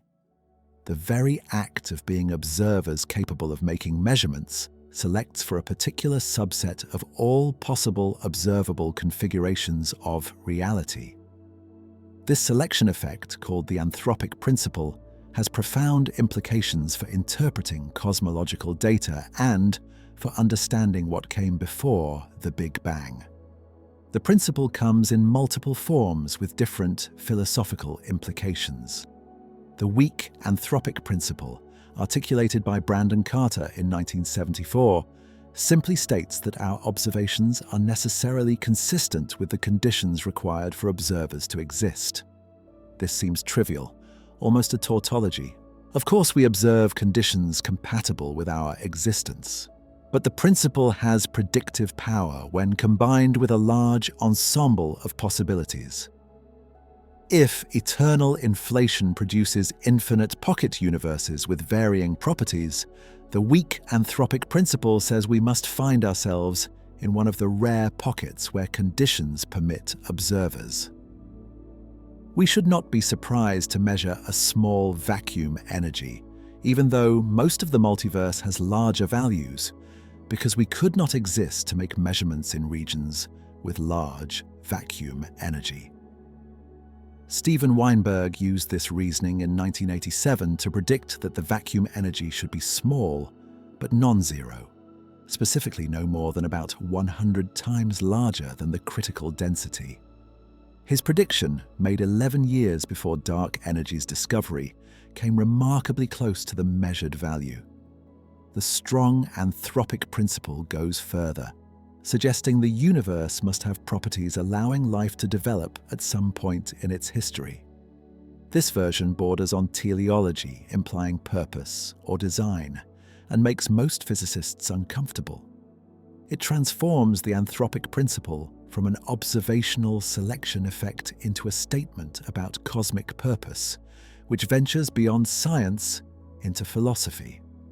The distinction matters because the weak version is logically sound, given sufficient assumptions about the multiverse, while the strong version makes claims about necessity that cannot be tested. Throughout this discussion, references to anthropic reasoning mean the weak version, unless otherwise specified. The question is not whether the universe was designed for life, but whether the existence of life constrains which universe we observe among many possibilities. But the anthropic principle contradicts the Copernican principle in subtle ways. If the vacuum energy varies across the multiverse, our observation of a particular value does not reflect a typical location. It reflects an atypically suitable location for life.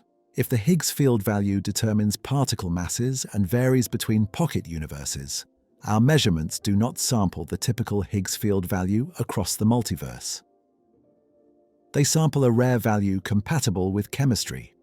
This seems to resurrect Earth's special status, not in space but in the distribution of physical constants. We live where the constants are just right, and most of the multiverse is inhospitable. Some physicists, particularly Lee Smolin, argue this reasoning is dangerous. Science progresses by finding underlying explanations for observed patterns, not by declaring patterns anthropically selected. Accepting anthropic explanations might stop us from searching for deeper theories that actually predict the vacuum energy or particle masses from first principles. The debate intensifies around testability. A good scientific theory makes predictions that can be tested and potentially falsified. The anthropic principle, particularly when combined with eternal inflation and the string theory landscape, seems to predict only that we observe conditions compatible with our existence. This prediction is trivially true and cannot be falsified. But careful formulations of anthropic reasoning do make testable predictions. If vacuum energy is anthropically selected, it should be as large as possible while still allowing galaxy formation, because larger values are more probable in the multiverse, and we should find ourselves in the most probable habitable region. Weinberg's 1987 prediction used this logic. The measured dark energy density is indeed near the upper limit for galaxy formation, supporting the anthropic explanation. If future observations found dark energy significantly smaller than necessary for habitability, that would falsify the anthropic prediction. The principle is testable in practice, though perhaps not in principle. Our bubble within the multiverse might affect observations in additional ways. If eternal inflation is correct, our pocket universe began when inflation ended in this region roughly 13.8 billion years ago. But inflation continues in other regions, and the boundary between our bubble and still inflating regions might be observable. Collisions between bubble universes, where two bubbles expanding at light speed collide and interact, would leave distinctive signatures in the cosmic microwave background. The collision would create a disk-like feature, a region where temperature fluctuations are correlated in a specific pattern.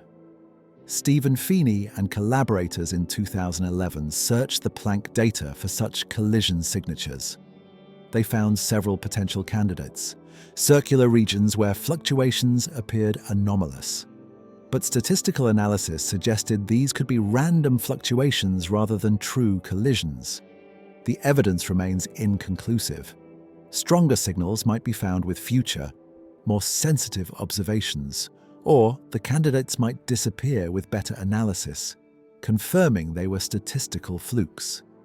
The concept of typicality becomes quantitative when considering the distribution of observers across the multiverse. If pocket universes with different vacuum energies all produce observers, how many observers exist in each type? A universe with slightly lower vacuum energy might form more galaxies, potentially hosting more observers. But it might also expand more slowly, giving less time for observers to evolve before conditions become inhospitable. A universe with slightly higher vacuum energy might form fewer galaxies, but remain habitable for longer. Calculating the total number of observers requires integrating over cosmic history, accounting for when observers can appear and how long they persist. This calculation involves enormous uncertainties about the nature of life and observers, making quantitative predictions nearly impossible. But the qualitative point remains. We should expect to find ourselves among the most common type of observers, not an extremely rare type.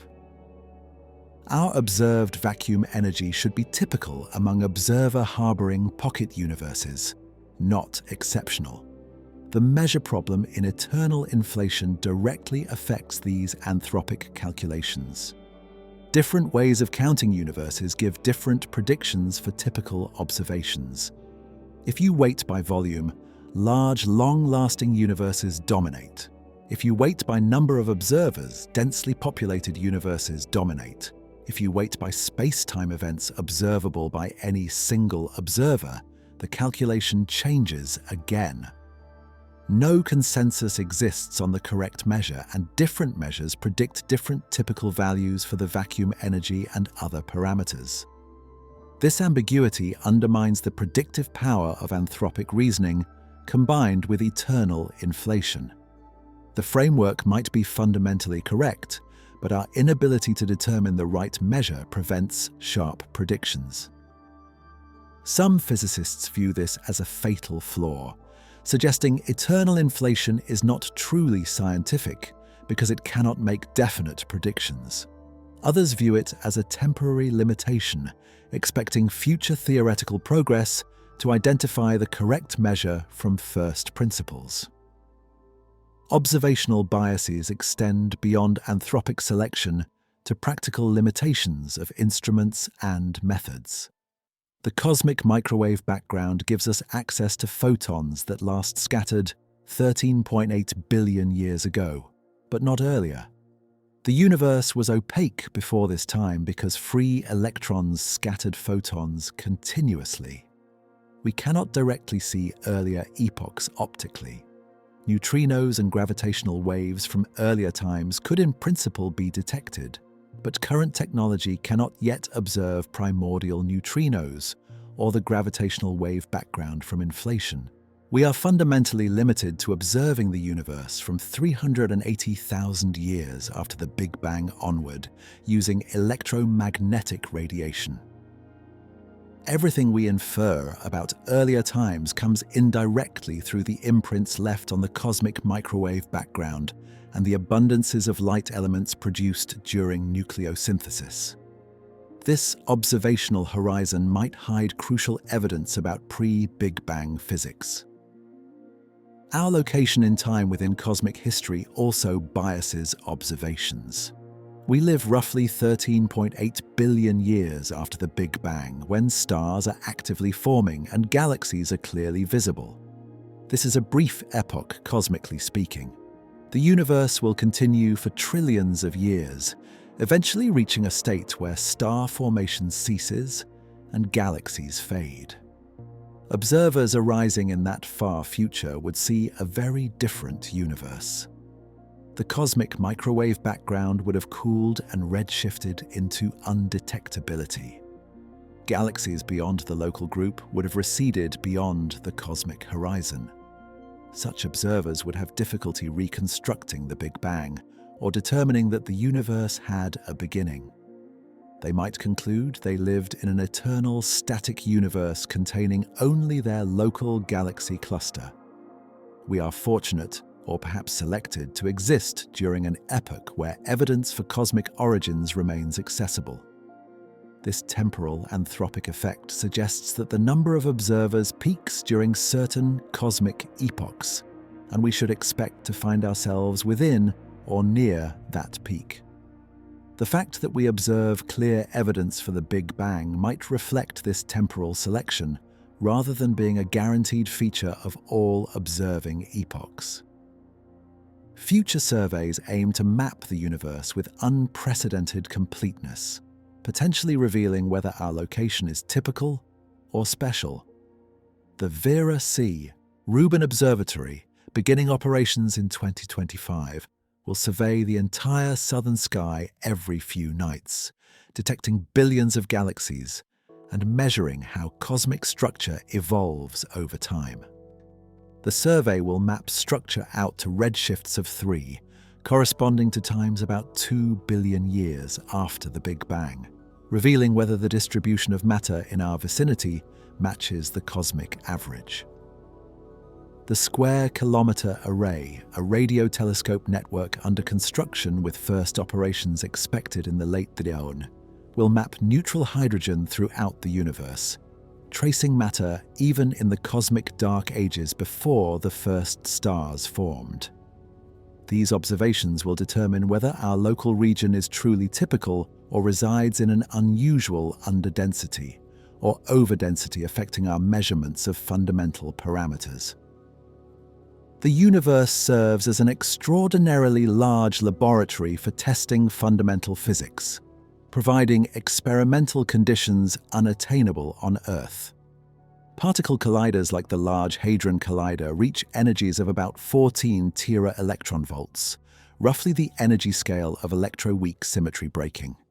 But the early universe reached energies of 10 to the power of 15 or 10 to the power of 16 giga-electronvolts during inflation, energies where grand unified theories predict new physics. By observing relics of that epoch, we probe energy scales a trillion times higher than we can create in laboratories. Similarly, black holes provide natural laboratories for testing quantum gravity. Near the event horizon of a black hole, gravitational fields become so strong that quantum effects become important. Hawking radiation, the thermal emission from black holes predicted by Stephen Hawking in 1974, arises from vacuum fluctuations near the horizon. Observing this radiation, perhaps from primordial black holes formed in the early universe, would test quantum gravity predictions in a regime fundamentally inaccessible to laboratory experiments. Cosmological observations also constrain theories of modified gravity. These theories change Einstein's equations on very large scales or at very low accelerations, potentially explaining dark energy or dark matter without invoking new particles or fields. Testing modified gravity requires observing gravitational effects across billions of light years and comparing to general relativity's predictions. Galaxy cluster surveys measure how gravity bends light from distant galaxies, testing whether lensing matches general relativity or requires modifications. Measurements of galaxy velocities in clusters test whether orbital speeds match the gravitational potential predicted by general relativity given the observed matter distribution.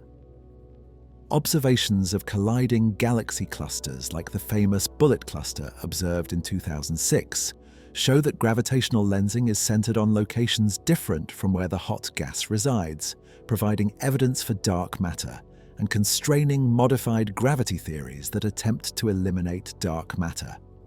The universe also tests quantum mechanics at cosmic scales. The quantum to classical transition, how quantum superpositions become definite classical outcomes, remains philosophically contentious despite quantum mechanics' extraordinary predictive success. During inflation, quantum fluctuations were stretched to cosmic scales while still in quantum superposition. These fluctuations then became classical density variations that eventually formed galaxies. Precisely how this transition occurred is debated. Decoherence, the interaction of quantum systems with their environment, likely played a role, but the environment during inflation was the quantum vacuum itself, not an external classical system.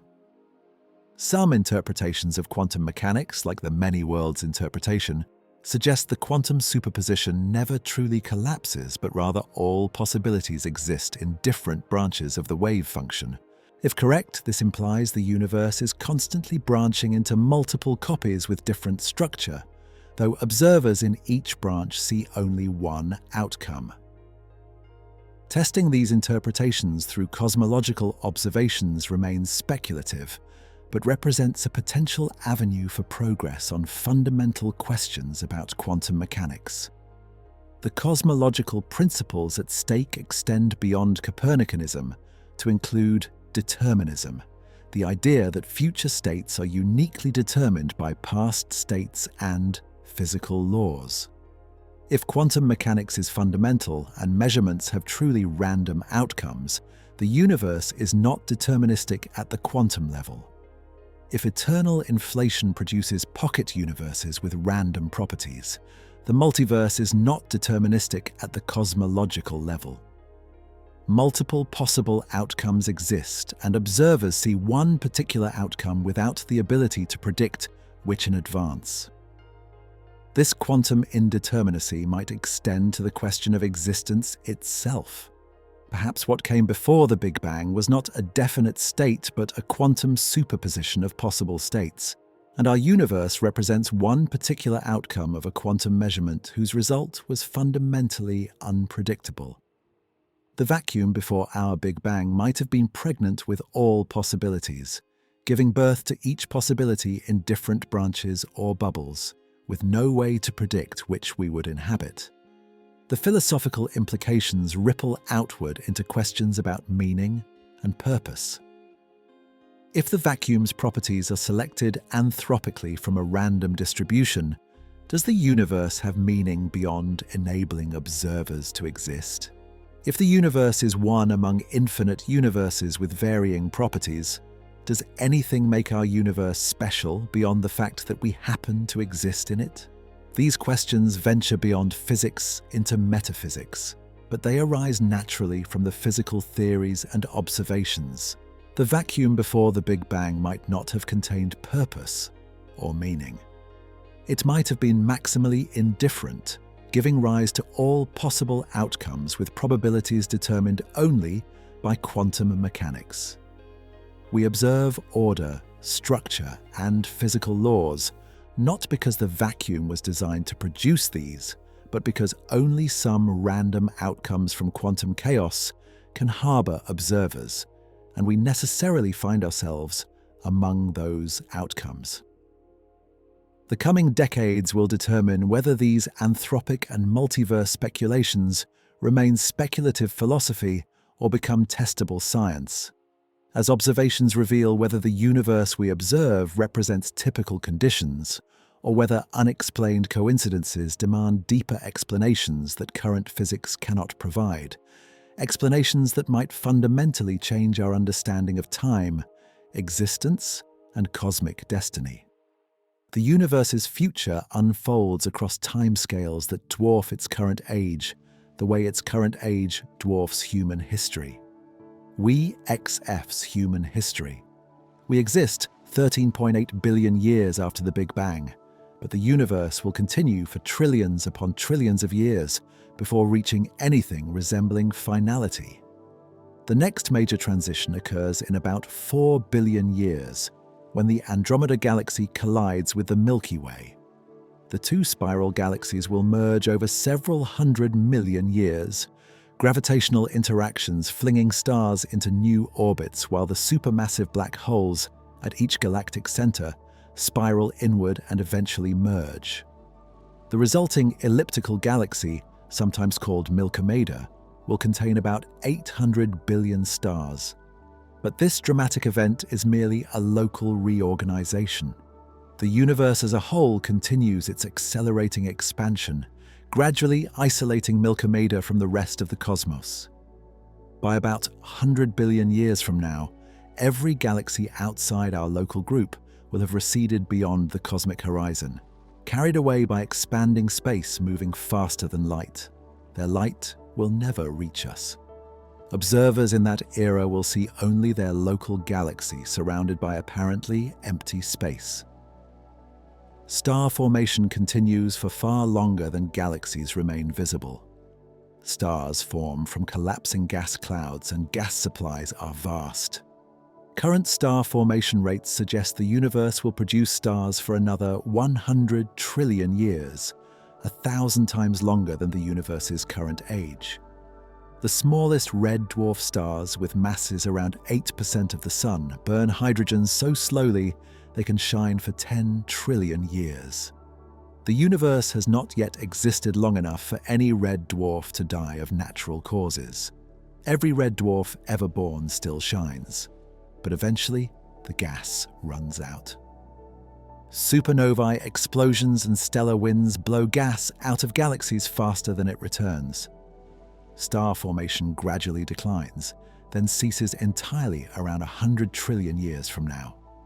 The last stars born, the final red dwarfs, will exhaust their fuel and fade to black dwarfs, cold stellar remnants no longer producing energy. by 110 trillion years after the Big Bang, the universe will contain no shining stars anywhere. Galaxies will be invisible, consisting entirely of dead stellar remnants, planets and black holes orbiting in darkness. Here is where it gets strange. The universe will not simply remain static in this dark state. Even dead matter undergoes evolution on extremely long timescales through quantum processes. Protons, the primary constituent of atomic nuclei, are predicted to decay with a half-life around 10 to the power of 34 years, according to many grand unified theories. This prediction has never been confirmed experimentally. The Super Kamiokande detector in Japan, containing 50,000 tons of water, has observed this water for decades, looking for even a single proton decay. None has been definitively observed, constraining the proton half-life to more than 10 to the power of 34 years. But if protons do decay, then all atomic matter is temporary. Stars, planets, even black holes will slowly evaporate as their constituent protons decay into lighter particles like positrons, neutrinos, and photons. By 10 to the power of 40 years, if proton decay occurs at the predicted rate, all ordinary matter will have disintegrated into radiation. The universe will contain only photons, neutrinos, electrons, positrons, and black holes. Black holes persist longer than matter because they are protected by event horizons.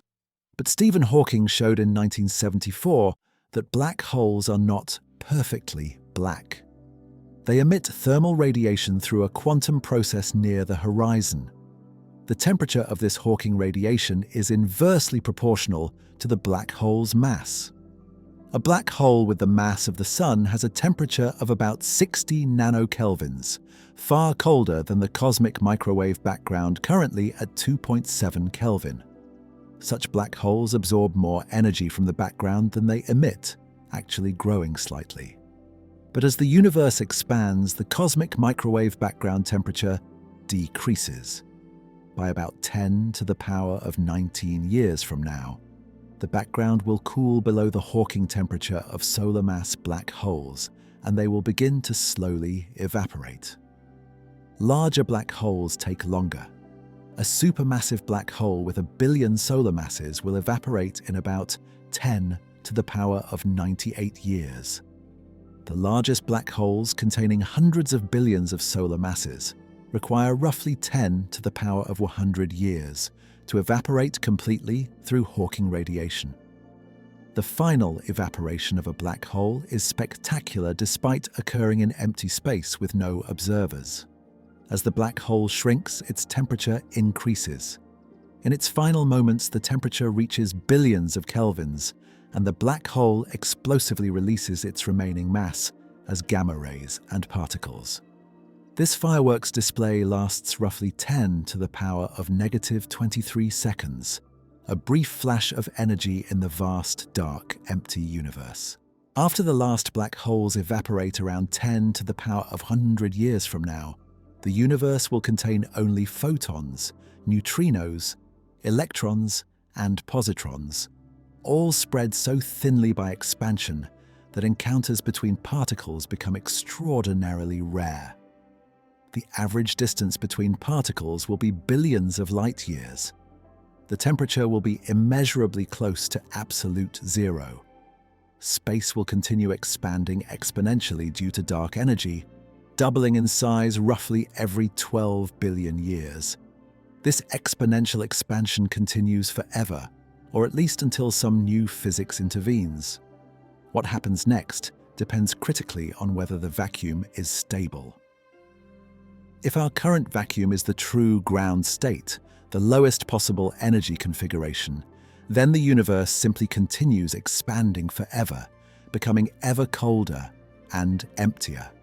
But if the vacuum is metastable, as calculations of the Higgs potential suggest, then quantum tunneling will eventually create a bubble of true vacuum somewhere in space. Inside this bubble, the Higgs field will have a different value. changing particle masses and potentially other fundamental constants. The bubble wall will expand at light speed, converting everything it encounters to the new vacuum. If the new vacuum has lower energy than the current vacuum, the released energy appears as matter and radiation filling the bubble interior. This could represent a rebirth of sorts, a new Big Bang within the dying universe. But the new vacuum might be completely inhospitable to life, with physics so different that no structures resembling atoms, molecules, or chemistry could exist. From our perspective, the vacuum decay would be total annihilation, though new forms of organization might emerge in the new physics. The probability of vacuum decay over a given time interval is extraordinarily small, but non-zero. Calculations suggest the probability that a bubble nucleates anywhere in the observable universe over the next 10 to the power of 100 years is less than 10 to the power of negative 100, essentially zero. But given infinite time, certainty emerges from improbability. Eventually, on timescales perhaps around 10 to the power of 1,000 years or longer, vacuum decay becomes likely. The exact timescale depends sensitively on details of particle physics at energies far beyond what we can test. The vacuum we inhabit, the quantum fields permeating all of space, is temporary. Not temporary on human timescales or even stellar timescales, but temporary nonetheless. True nothingness, the state of minimum energy where no further transitions are possible, might eventually claim everything. Or the decay might trigger new phenomena we cannot currently imagine, seeding new universes or new forms of complexity. Implications for civilizations capable of surviving to such distant futures are profound. Any civilization lasting even 1 trillion years would need to adapt to a universe with dying stars and diminishing energy resources. Freeman Dyson explored these questions in a 1979 paper titled Time Without End. He suggested advanced civilizations might hibernate during increasingly long intervals, awakening briefly to perform computations when enough energy accumulated from the remaining cosmic background radiation. By carefully managing energy budgets and extending hibernation periods exponentially, a civilization might persist indefinitely, achieving infinite subjective experience in finite total energy consumption. But Dyson's scenario assumed the universe eventually reached a cold, static state, not an accelerating expansion driven by dark energy. Dark energy creates a cosmic horizon that limits how much of the universe a civilization can access. Energy beyond the horizon is permanently inaccessible. This places absolute limits on how much information can be processed and how much experience can be had. In a dark, energy-dominated universe, all possible thoughts and experiences must fit within finite bounds, determined by the dark energy density. Other observers might exist elsewhere in the universe, either now or in the past or future. The Drake equation, formulated by Frank Drake in 1961, estimates the number of technological civilizations in the galaxy by multiplying factors including the star formation rate, the fraction of stars with planets, the number of planets per star that could support life, the fraction where life actually arises, the fraction where intelligence evolves, the fraction that developed technology, and the average lifetime of technological civilizations. Most factors have enormous uncertainties. The last factor is particularly uncertain because we have only one example: human civilization. If technological civilizations typically survive millions of years, the galaxy might contain thousands of active civilizations. If they typically destroy themselves within centuries, as humans might, then civilizations are extremely rare and isolated.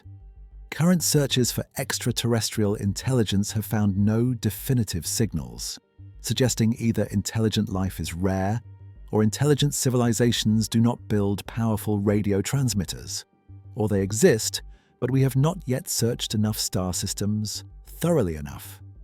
The Fermi paradox sharpens these questions. If intelligent life is common, where is everybody? The galaxy is roughly 10 billion years old. If even one civilization arose 1 billion years ago and developed interstellar travel, they could have colonized the entire galaxy by now, even traveling at modest fractions of light speed. The absence of obvious alien presence suggests either intelligent life is extraordinarily rare, or intelligent civilizations do not colonize, or they colonize but remain invisible, or we are among the first civilizations to arise. Each possibility has different implications for the future. If we are alone, then cosmic consciousness might depend entirely on whether human civilization survives and spreads beyond Earth. If others exist but do not colonize, perhaps some universal tendency prevents expansion. If others exist and colonize invisibly, we might be surrounded by civilizations that choose not to reveal themselves. None of these possibilities can be ruled out with current data. Meta-questions about what we can know become particularly acute when considering the far future and the pre-Big Bang past. Our knowledge derives from observations limited by the speed of light and the finite age of the universe. We cannot observe beyond our cosmic horizon, which currently sits about 46 billion light-years away, and will shrink in cosmic coordinate terms as expansion accelerates. Information beyond this horizon is fundamentally inaccessible, not merely technically difficult to obtain, but forbidden by the structure of spacetime. Similarly, we cannot observe before the Big Bang directly, only infer properties of the pre-Big Bang state from imprints left on our universe's initial conditions. This observational horizon places limits on what can be known. Some questions might be forever unanswerable, not because they are meaningless, but because the information needed to answer them lies beyond our observational reach. Think about that for a moment. The universe might be infinite in extent, with infinite galaxies beyond our horizon, yet we can only observe a finite bubble around us. If eternal inflation is correct, the universe contains infinitely many pocket universes with different properties, yet we can only observe our own pocket.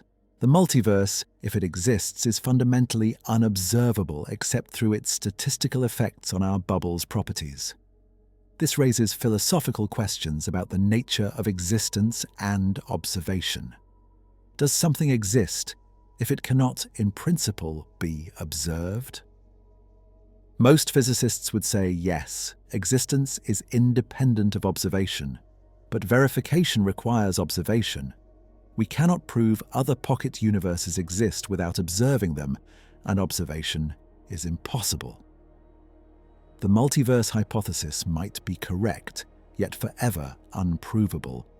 This does not make it unscientific if it makes testable predictions about our observable universe, but it does limit the certainty we can achieve. The philosophical synthesis brings us back to the beginning. We started with the observation that nothing is unstable. The quantum vacuum cannot be truly empty because quantum mechanics forbids perfectly defined field values.